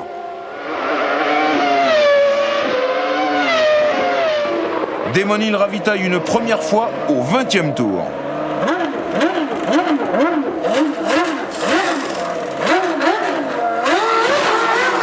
8 secondes et 1 dixième, cela signifie qu'il effectuera sans doute un deuxième arrêt. 22e tour, ravitaillement d'Alesi qui était toujours en deuxième position. 10 secondes et 3 dixièmes, ça veut dire 2 arrêts probables également. Mais derrière Alesi, c'est l'affolement, car Schumacher et Villeneuve sont entrés ensemble dans les stands. Les mécaniciens de Ferrari et de Williams livrent une course dans la course.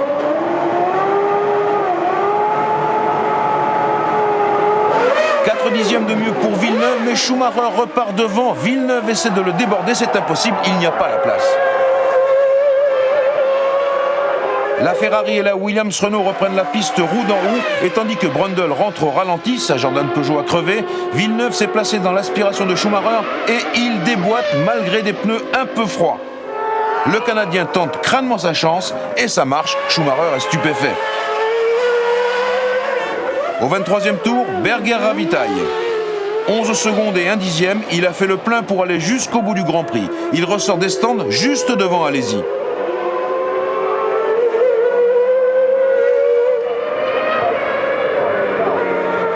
Aussitôt libéré de la présence de Berger, Damon Hill en profite pour forcer la cadence et prendre le large en tête de la course. Berger est deuxième, Alesi troisième. En quatrième position, Villeneuve n'a pas réussi à se défaire totalement de Schumacher. La preuve, une toute petite erreur et Schumacher se rapproche immédiatement.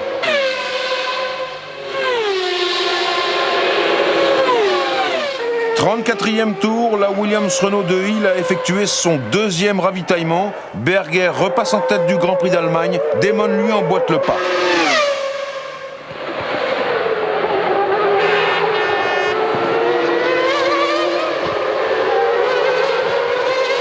Alerte chez Ferrari à 10 tours de l'arrivée. Irvine renonce, boîte de vitesse cassée.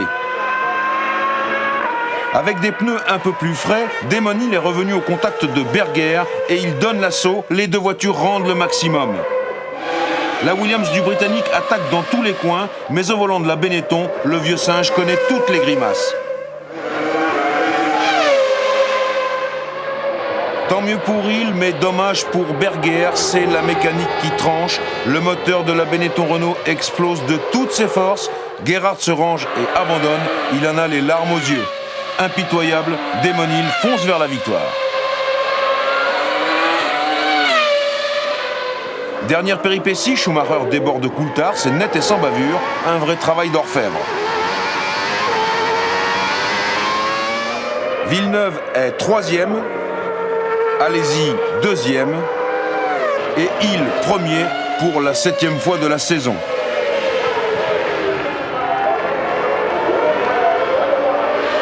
Tour de décélération, Berger fait de l'autostop et Alesi s'est arrêté pour le prendre au passage. C'est un petit peu de réconfort dans la défaite pour le pilote autrichien. Damon Hill, Jean Alesi et Jacques Villeneuve, ces trois-là sont presque abonnés au podium depuis plusieurs Grands Prix. 21 points d'écart entre Hill et Villeneuve, Damon prend de la marge sur son équipier et Alesi subtilise la 3e place à Schumacher. Quant au titre constructeur, il est pratiquement acquis à l'écurie Williams-Renault.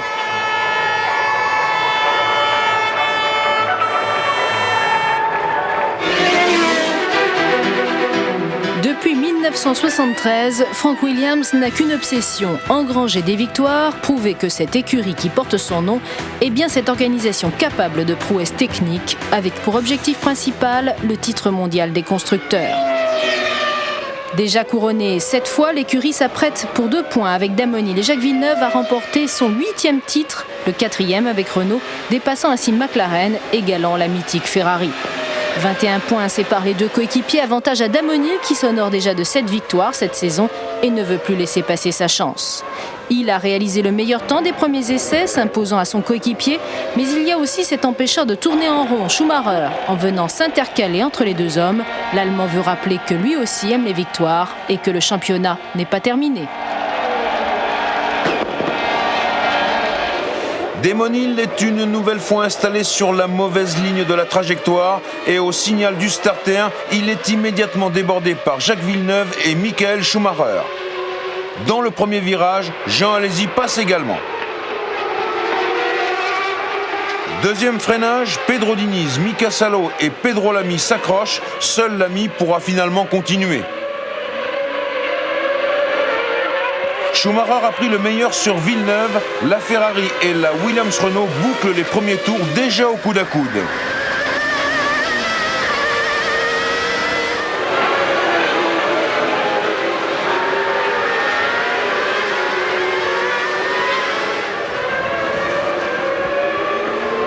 Cinquième tour de course et Brundle commet une erreur qui l'envoie séance tenante dans le décor. La bagarre fait rage entre Alesi et Hill pour la troisième place, exactement comme Schumacher et Villeneuve pour la première. Et la Williams du Britannique ne parvient pas à dépasser la Benetton du Français.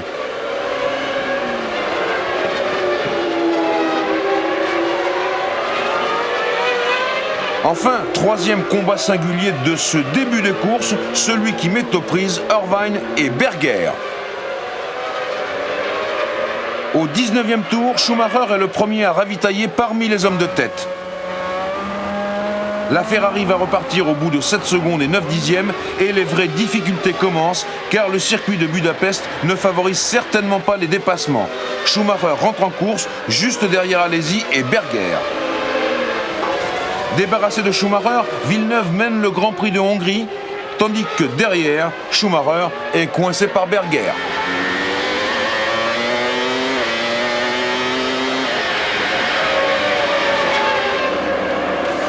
« 21e tour, Villeneuve effectue son premier ravitaillement.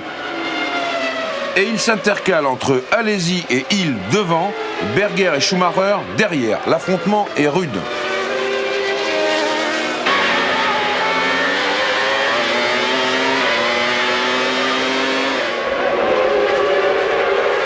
Il reste 55 tours de course et Alesi ravitaille.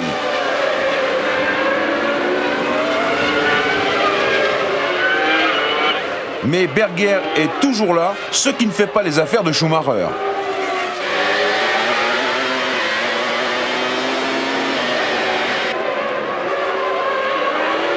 Deux tours après Alesi, pourtant, Berger va devoir ravitailler. La Benetton rentre dans les stands, la Ferrari de Schumacher prend le large.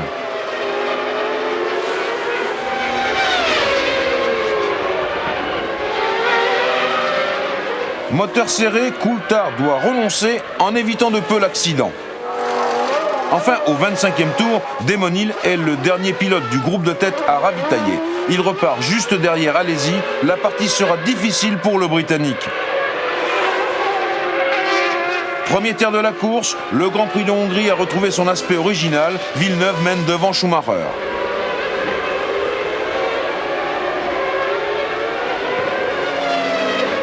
Alesi et Hill sont respectivement 3e et 4e, mais le Français est en difficulté avec ses freins et au 31e tour, le Britannique le déborde. Nouvel abandon pour Irvine, boîte de vitesse cassée encore une fois. C'est Benetton qui ouvre la deuxième vague de ravitaillement, tout d'abord avec Alesi. Et puis Berger. Le temps d'immobilisation de Berger est identique à celui d'Alesi et l'Autrichien repart derrière son équipier.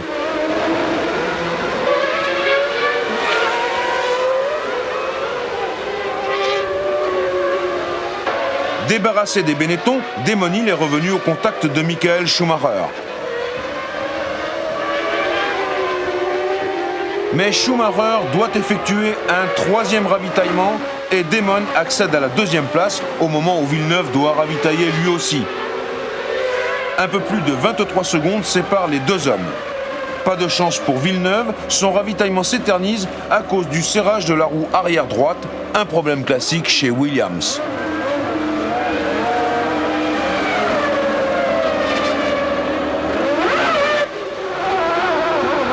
Et du coup, Damon Hill a gagné une avance substantielle sur son équipier. Il mène la course avec plus de 15 secondes d'avance.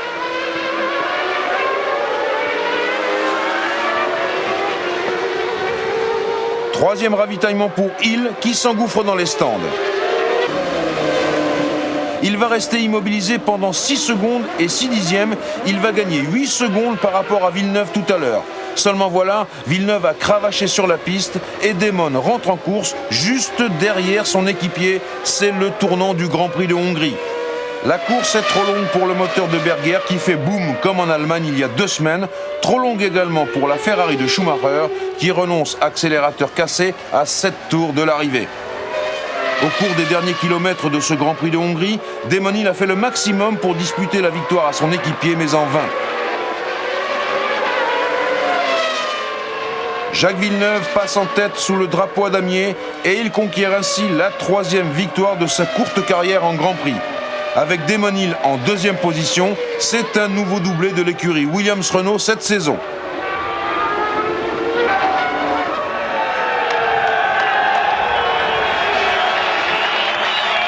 Et tandis que Schumacher regagne à pied le stand Ferrari, Villeneuve monte sur le podium de Budapest en compagnie de Hill et Alesi.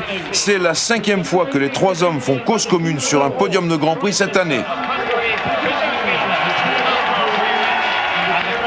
C'est le 5e doublé de l'écurie Williams-Renault pour l'année 96. Il confère à Williams et à Renault le titre de champion du monde des constructeurs de Formule 1. Dans cette hiérarchie, Williams rejoint Ferrari avec un palmarès de 8 titres mondiaux. 8 titres constructeurs pour Williams, le 4e avec Renault qui en compte 5 depuis 92.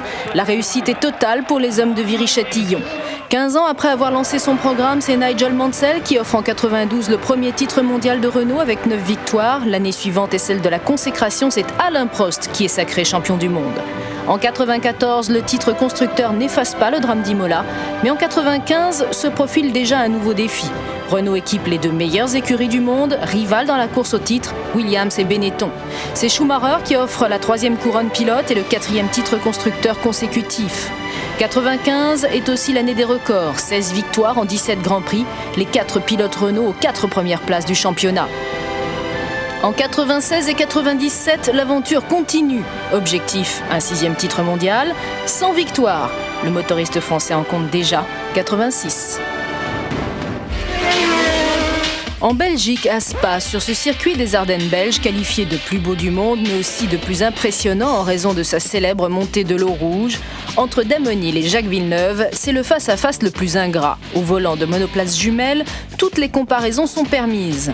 À 26 ans pour sa première saison de Formule 1, Jacques Villeneuve n'a qu'un seul regret, celui de ne pas avoir gagné chez lui à Montréal. C'est pourquoi, fort de ses 3 victoires, face à Damon Hill qui en compte 7, et que l'arithmétique et l'expérience désignent favoris, Villeneuve ne veut pas relâcher la pression. D'autant que son écurie n'a pas donné de consigne de course. Alors pour le Canadien, la tactique est simple. À 14h, au moment où le feu rouge s'éteindra, Hill et Villeneuve n'auront qu'une idée, prendre un bon départ et gagner la bataille sportive entre 2 coéquipiers dont la moindre défaillance transformera l'espoir en terrible déception. Villeneuve prétend passer le raidillon à fond et il le prouve. Le Canadien accroche sa 2e pole position de la saison, presque une demi-seconde devant Damon Hill. Suivent Schumacher et Coulthard, mais en première ligne, la lutte sera chaude entre les 2 Williams-Renault. Déjà assuré d'un 8e titre constructeur, l'écurie Williams n'a donné aucune consigne à ses pilotes qui jouent désormais leur carte personnelle.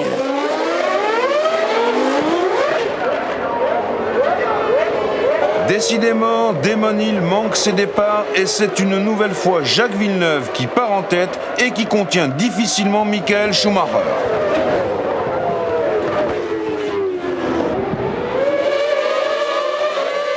L'épingle de la source est fatale à Panis qui doit renoncer au bout de quelques mètres après un carambolage avec Frentzen, Herbert et Barrichello qui est le seul à poursuivre sa route.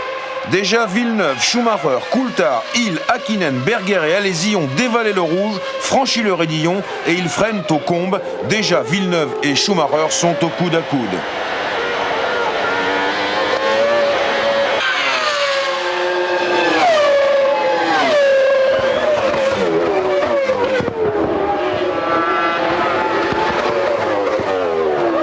Stupeur et inquiétude au 11e tour, Verstappen a fracassé sa voiture dans le rail. Le pilote néerlandais est très choqué. La voiture de sécurité intervient. Schumacher se précipite dans les stands avec beaucoup d'à-propos. Pour Hill, c'est la bonne méthode. Malheureusement, chez Williams, on attend Villeneuve et Damon est obligé de continuer sa route tant bien que mal. Justement, Villeneuve, le voici. il ravitaille et laisse le leadership aux deux pilotes McLaren, Coulthard et Häkkinen derrière la voiture de sécurité.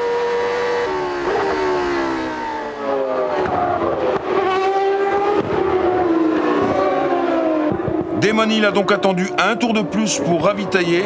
Voilà qui va être fait au 16e tour. La voiture de sécurité rentre au stand. C'est un nouveau départ. Les deux McLaren accélèrent en tête. Schumacher fonce dans leur sillage. Villeneuve déborde Alesi mais tire trop long. Et Alesi récupère la 4e place.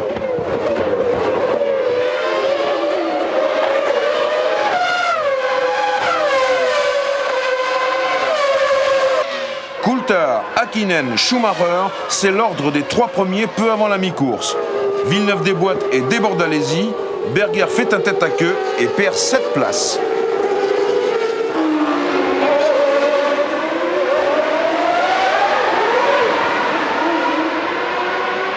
Après son ravitaillement catastrophe, Damon Hill remonte des profondeurs du classement, mais Martin Brundle lui donne du fil à retordre. 22e tour, la mi-course exactement, Coulthard ravitaille, il laisse la première place à son équipier Häkkinen qui mène devant Schumacher, Villeneuve, Alesi, Salo et Irvine. 24e passage et 2 tours après Coulthard, Häkkinen ravitaille, il laisse ainsi Schumacher en première position, talonné par Villeneuve et Alesi est à la 3e place. Pendant ce temps-là, Damon Hill est toujours en train de batailler avec son vieil ami Martin Brundle et il parvient enfin à s'en débarrasser.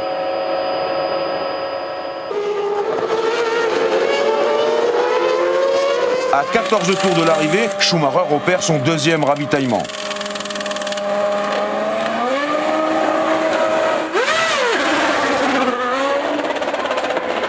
Deux tours plus tard, c'est Villeneuve qui rentre au stand.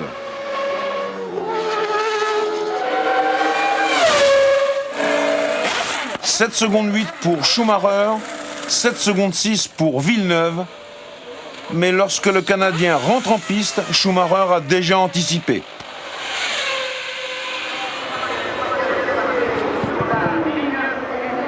Et le duel recommence comme en début de course, magnifique, effrayant, superbe. Schumacher déploie toutes les facettes de son talent, mais le pilotage de Villeneuve est tout simplement splendide.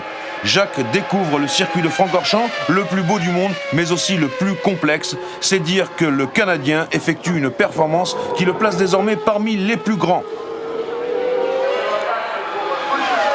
En 3e position, la McLaren Mercedes d'Häkkinen est irrémédiablement distancée par la Ferrari et la Williams-Renault. Dans le dernier tour enfin, Villeneuve a relâché quelque peu sa pression, Schumacher peut respirer et franchir sans problème la ligne d'arrivée du Grand Prix de Belgique. Un Grand Prix de Belgique qui consacre évidemment une nouvelle prouesse de Schumacher, mais aussi et surtout le retour de Ferrari au sommet.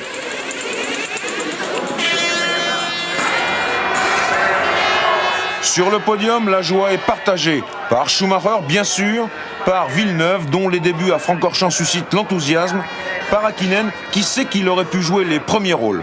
Quant à Jean Todt, il a sa part dans ce succès de Ferrari qui permet à Schumacher de reprendre la 3e place à Alesi au classement du championnat du monde, derrière Hill et Villeneuve.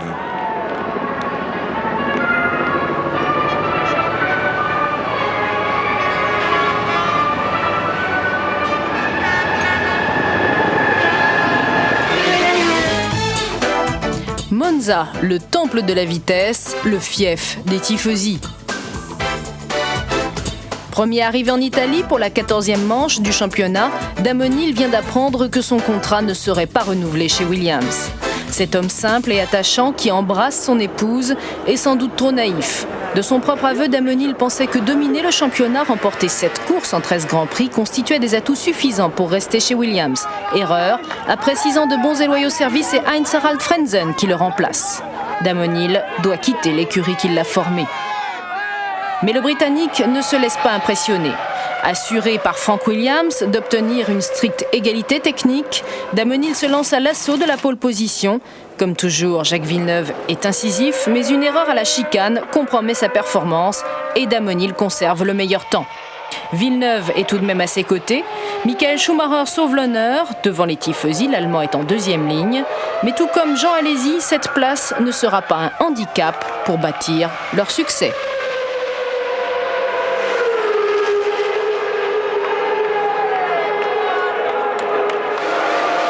Les deux Williams-Renault démarrent en première ligne, mais Jean Alesi effectue encore une fois un départ canon qui le propulse en tête de la course au freinage de la première chicane, alors que Jacques Villeneuve préfère passer dans l'herbe.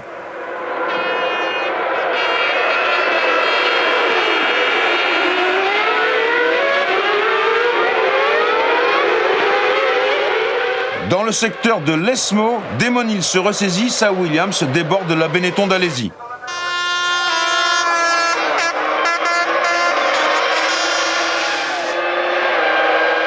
Alesi ne s'en laisse pas compter néanmoins. À la chicane Ascari, il tente de reprendre la première place à Hill qui fait le blocus, qui garde la corde et reste en tête. Damon Hill, Jean Alesi attaqué par Mika Hakkinen, lui-même talonné par Villeneuve, c'est l'ordre à la parabolique. Coulthard est 5e lorsqu'il sort de la piste. L'Écossais a voulu éviter les piles de pneus que la FIA a fait installer au matin de la course pour forcer les pilotes à ne pas court-circuiter les chicanes. Dans ces mêmes pneus, Hakkinen vient de casser son aileron, Villeneuve vient de fausser son train avant et Panis sort de la piste pour la même raison.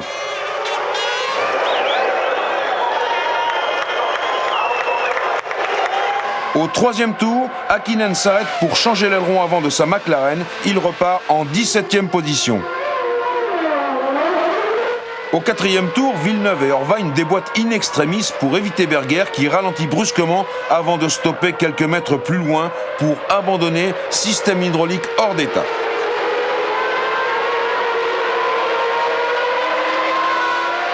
Caméra embarquée à l'arrière de la voiture de Hill et soudain, ça part en tête à queue. La Williams s'est arrêtée au beau milieu de la piste, Damon est catastrophé et on voit pourquoi. Il a commis l'erreur de toucher les pneus à la sortie de la première chicane. Changement de leader par conséquent, Alesi est en tête devant les deux Ferrari, la Williams-Renault de Villeneuve et les deux Jordan Peugeot. Comme Hill tout à l'heure, Frentzen vient de toucher les pneus. Pour Schumacher, c'est l'heure de sonner la charge et il se rapproche d'Alesi. Villeneuve cède du terrain et fait vérifier le train avant de sa Williams, mais il perd beaucoup de temps comme Hakkinen tout à l'heure. Encore une nouvelle victime à la chicane, Irvine tutoie l'obstacle, mais la barre de direction de la Ferrari n'a pas encaissé le choc et elle casse net au freinage suivant. Villeneuve est toujours en difficulté. Au 31e tour, après la mi-course par conséquent, Alesi effectue le seul ravitaillement prévu par la stratégie du stand Benetton-Renault. Les tifosi guettent le passage de Schumacher, le pilote Ferrari est en tête, mais il doit lui aussi ravitailler.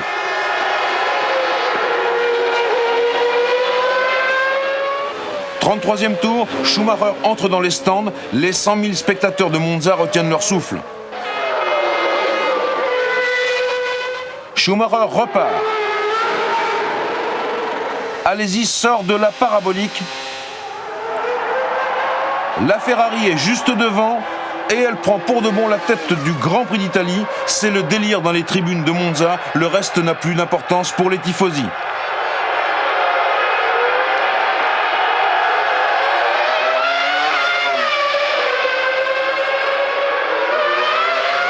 Malgré ce ravitaillement, Hakkinen conserve la 3e place de la course derrière Schumacher et Alesi.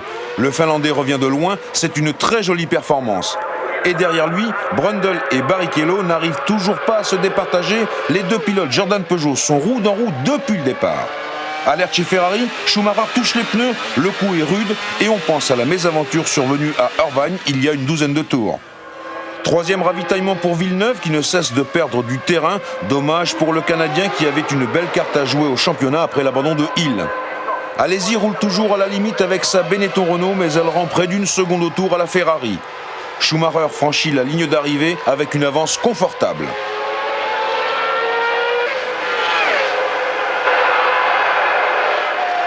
La joie déborde chez Ferrari. Gagner un Grand Prix est une chose, gagner le Grand Prix d'Italie à Monza en est une autre. Alesi est 2e, Hakkinen 3e.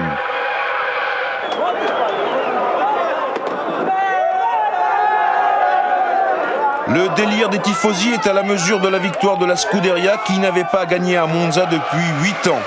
Et cette victoire comptera dans les annales car elle est le vrai symbole du renouveau de Ferrari. Plusieurs dizaines de milliers de personnes saluent Schumacher et Alesi réunis. Ils sont les deux héros de l'Italie aujourd'hui. Au classement du championnat du monde, Schumacher accentue son avance à la 3e place sur Alesi. En tête, c'est le statu quo puisque ni Hill ni Villeneuve n'ont marqué de points.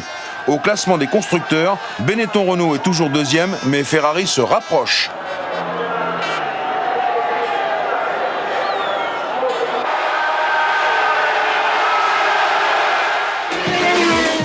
L'étau se resserre autour de Damon Hill. La victoire de Schumacher et surtout ce stupide abandon le privent de précieux points. Heureusement, son rival Jacques Villeneuve n'a pas profité de l'occasion et c'est toujours avec 13 points d'écart que les duellistes abordent ce Grand Prix du Portugal, 15e et avant-dernière épreuve du championnat. Un Schumacher peut en cacher un autre ?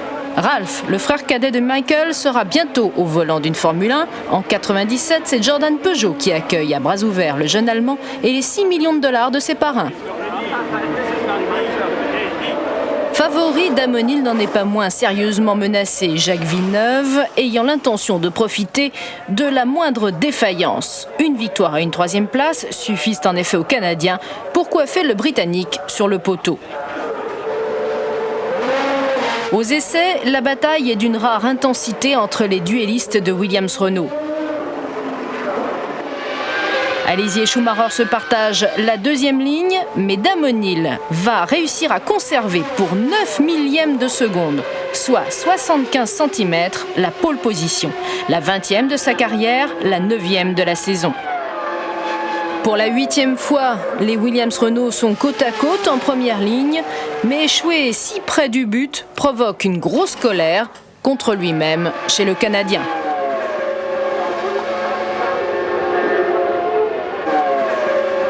Une pole position ne fait pas tout. Jacques Villeneuve le sait, il connaît les faiblesses de son adversaire. Il espère bien une nouvelle erreur, un mauvais départ de son rival.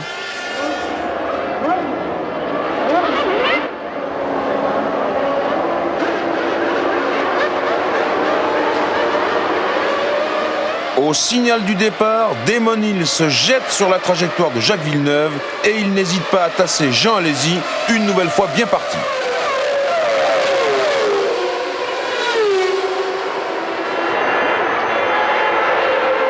Le régional de l'étape, le Portugais Pedro Lamy n'a pas pu démarrer et il s'élancera avec 2 tours de retard. Hill, Alesi, Schumacher, Villeneuve, c'est le quatuor de tête qui se détache dès le premier tour.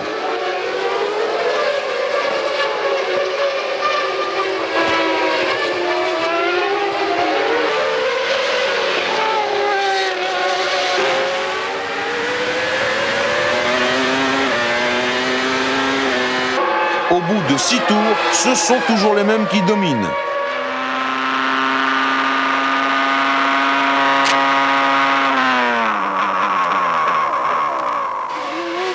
Berger est 5e, Irvine 6e et déjà, ils rejoignent les premiers retardataires.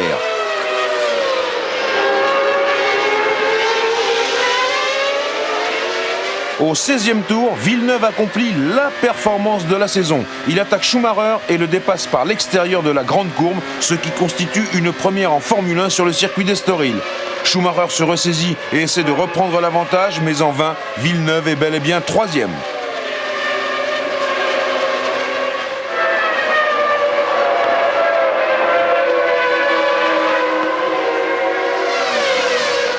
Ravitaillement de Hill au 17e tour et Damon laisse la première place à Alesi. Ça chauffe dans les stands au tour suivant car Schumacher s'engouffre sur la piste de décélération pour ravitailler, mais Villeneuve l'a précédé. Williams-Renault contre Ferrari et c'est Williams qui gagne. Villeneuve repart devant Schumacher.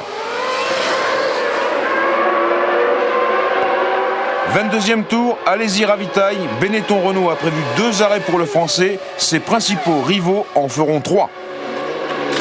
Jean Alesi au stand, Damon Hill retrouve logiquement sa position de leader devant Villeneuve à un peu plus d'une seconde, ce qui est fort peu.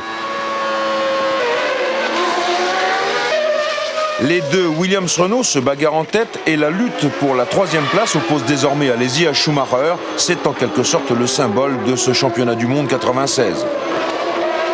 La Benetton Renault et la Ferrari pénètrent ensemble dans la voie des stands. Elles vont ravitailler presque côte à côte.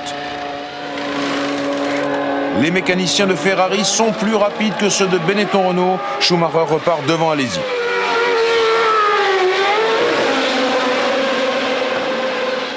Chez McLaren, tout va mal. Häkkinen s'est arrêté pour ravitailler au 44e tour et Coulthard au 45e, mais au 46e, Häkkinen repasse par les stands pour faire vérifier son aileron avant. Damon Hill et Jacques Villeneuve sont loin devant, ça va bien pour Williams et ça va moins bien pour McLaren. Häkkinen a poussé Coulthard en tête à queue.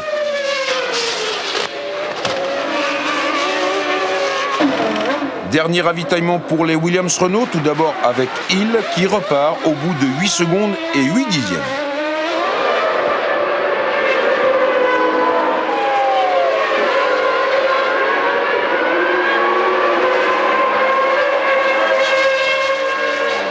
Au tour suivant, c'est Villeneuve.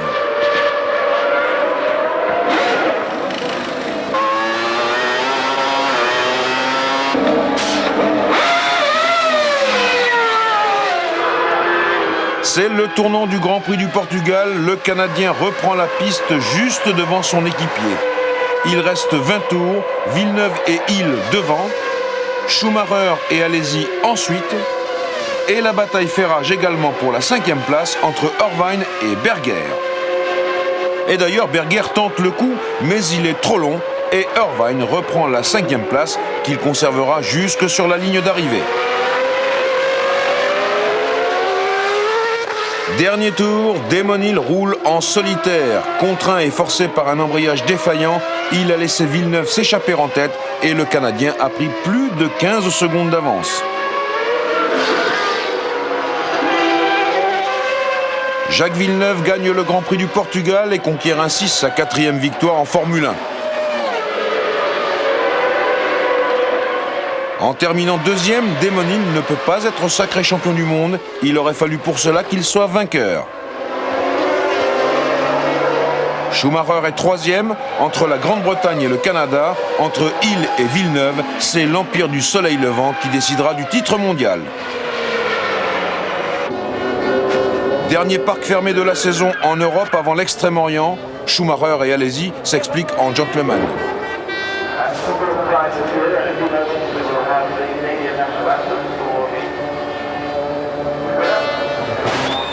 Au classement des constructeurs, Benetton Renault est toujours en 2e position, mais Ferrari s'est rapproché à 1 point.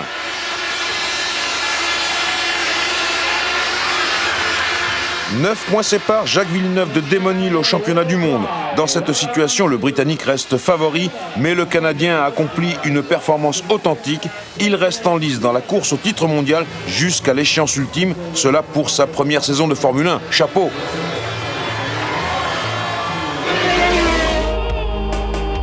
Suzuka, 800 km au sud de Tokyo, 16e et dernière manche du championnat 96.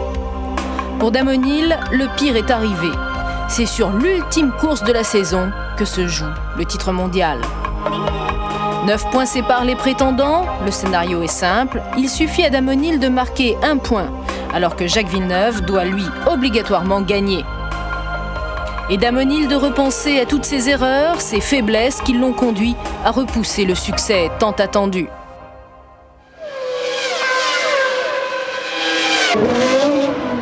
Après Nelson Piquet, Nigel Mansell chez Williams ou Prost, Senna chez McLaren, le duel de coéquipiers Hill-Villeneuve fut l'un des plus intenses. Il trouve également son épilogue sur la piste japonaise.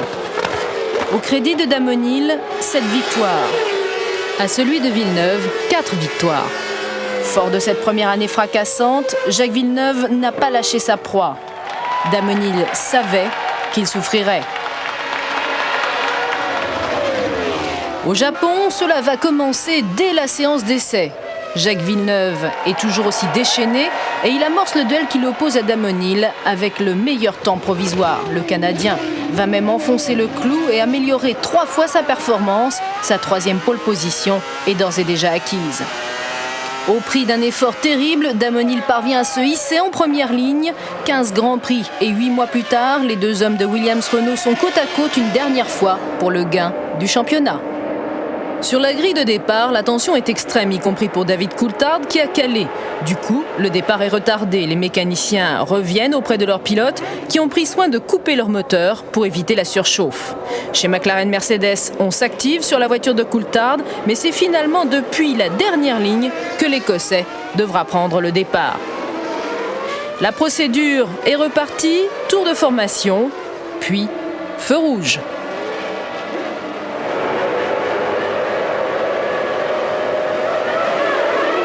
En pole position, Villeneuve manque son départ et se laisse enfermer. Hill, Berger et Häkkinen se ruent en tête de la course.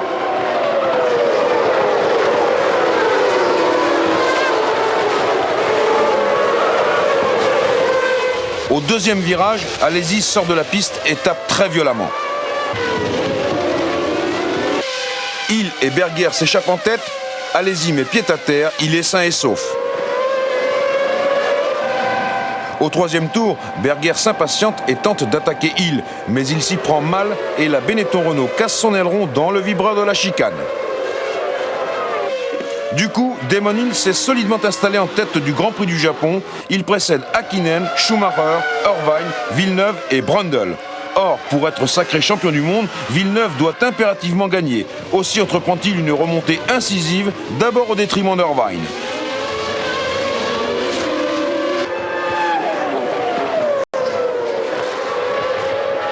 Après Irvine, il y a une autre Ferrari, celle de Schumacher.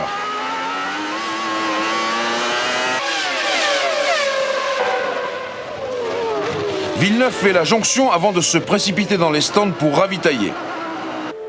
Damon Hill est toujours en tête. Villeneuve ressort des stands derrière Berger.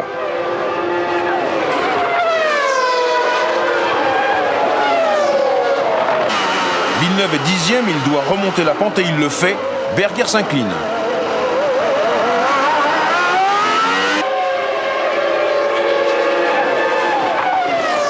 Villeneuve gagne encore une place et le voilà derrière Panis, qui s'incline également.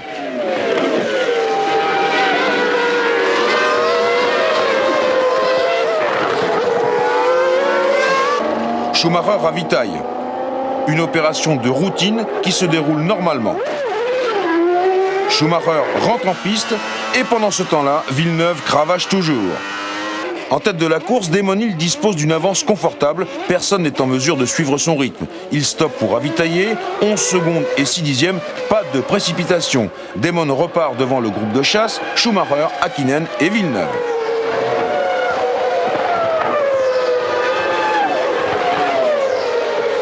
Hill premier, Villeneuve 4e. Pour l'instant, c'est Hill qui est champion du monde. Villeneuve se rapproche d'Häkkinen, mais Schumacher donne le signal de la 2e vague de ravitaillement. Häkkinen et Villeneuve stoppent eux aussi.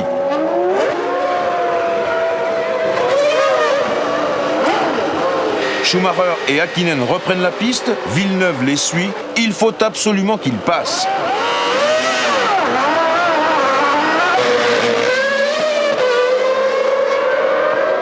Deux tours plus tard, chez Williams-Renault, on attend Hill. Villeneuve fait rendre le maximum à sa machine, mais Hill peut se permettre le luxe de ravitailler en toute quiétude. Damon repart devant Schumacher. Malgré son ravitaillement, il n'a pas perdu la première place, c'est dire quelle est sa marge de manœuvre, elle est immense. En revanche, Villeneuve perd du terrain. Quelque chose perturbe la bonne marche de la Williams du Canadien, mais quoi ? Le verdict est sans appel, la Williams-Renault s'immobilise dans le sable, plus de roue arrière droite.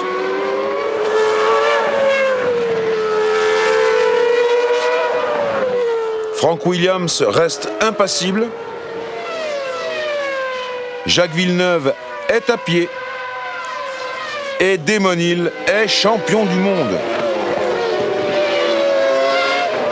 Encore quelques péripéties d'arrière-garde dans cette dernière manche du championnat. Berger éperonne Irvine et le pauvre Irvine doit abandonner.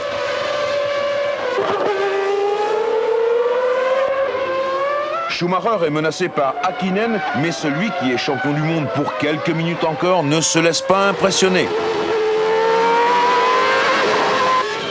Quelques minutes, bientôt quelques secondes, car la Williams-Renault de Hill sort une dernière fois de la chicane. Elle accélère une dernière fois vers la ligne de chronométrage.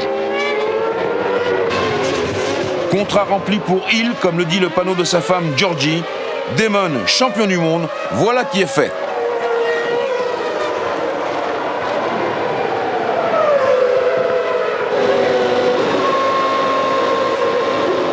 Häkkinen et Schumacher escortent le nouveau champion du monde. Schumacher vient de lui céder une couronne qu'il détenait depuis 2 ans.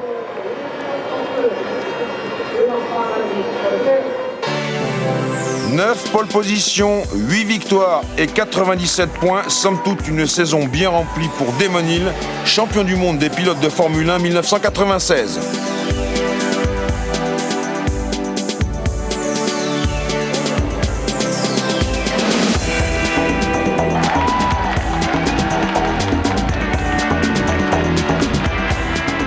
Pole position, 12 victoires et 175 points pour Williams et Renault, champions du monde des constructeurs de Formule 1.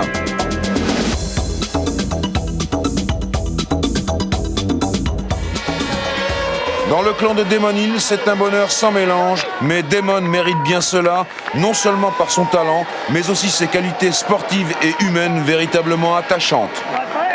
Damon Hill est le 47e champion du monde de l'histoire. Il a désormais sa place avec Graham Hill, son père, mais aussi Mike Hawthorne, Jim Clark, John Surtees, Jackie Stewart, James Hunt et Nigel Mansell dans le cœur de la Grande-Bretagne.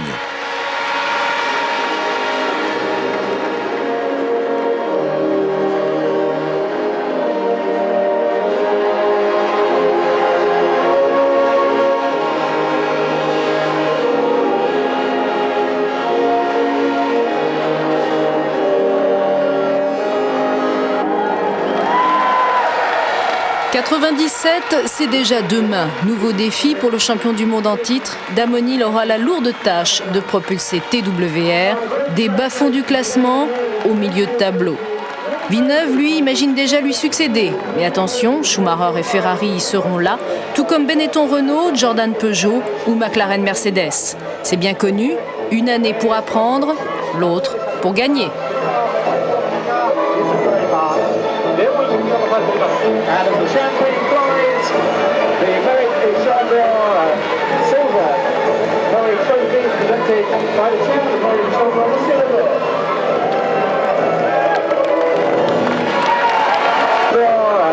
Silver, Murray Trophy presented by the chairman.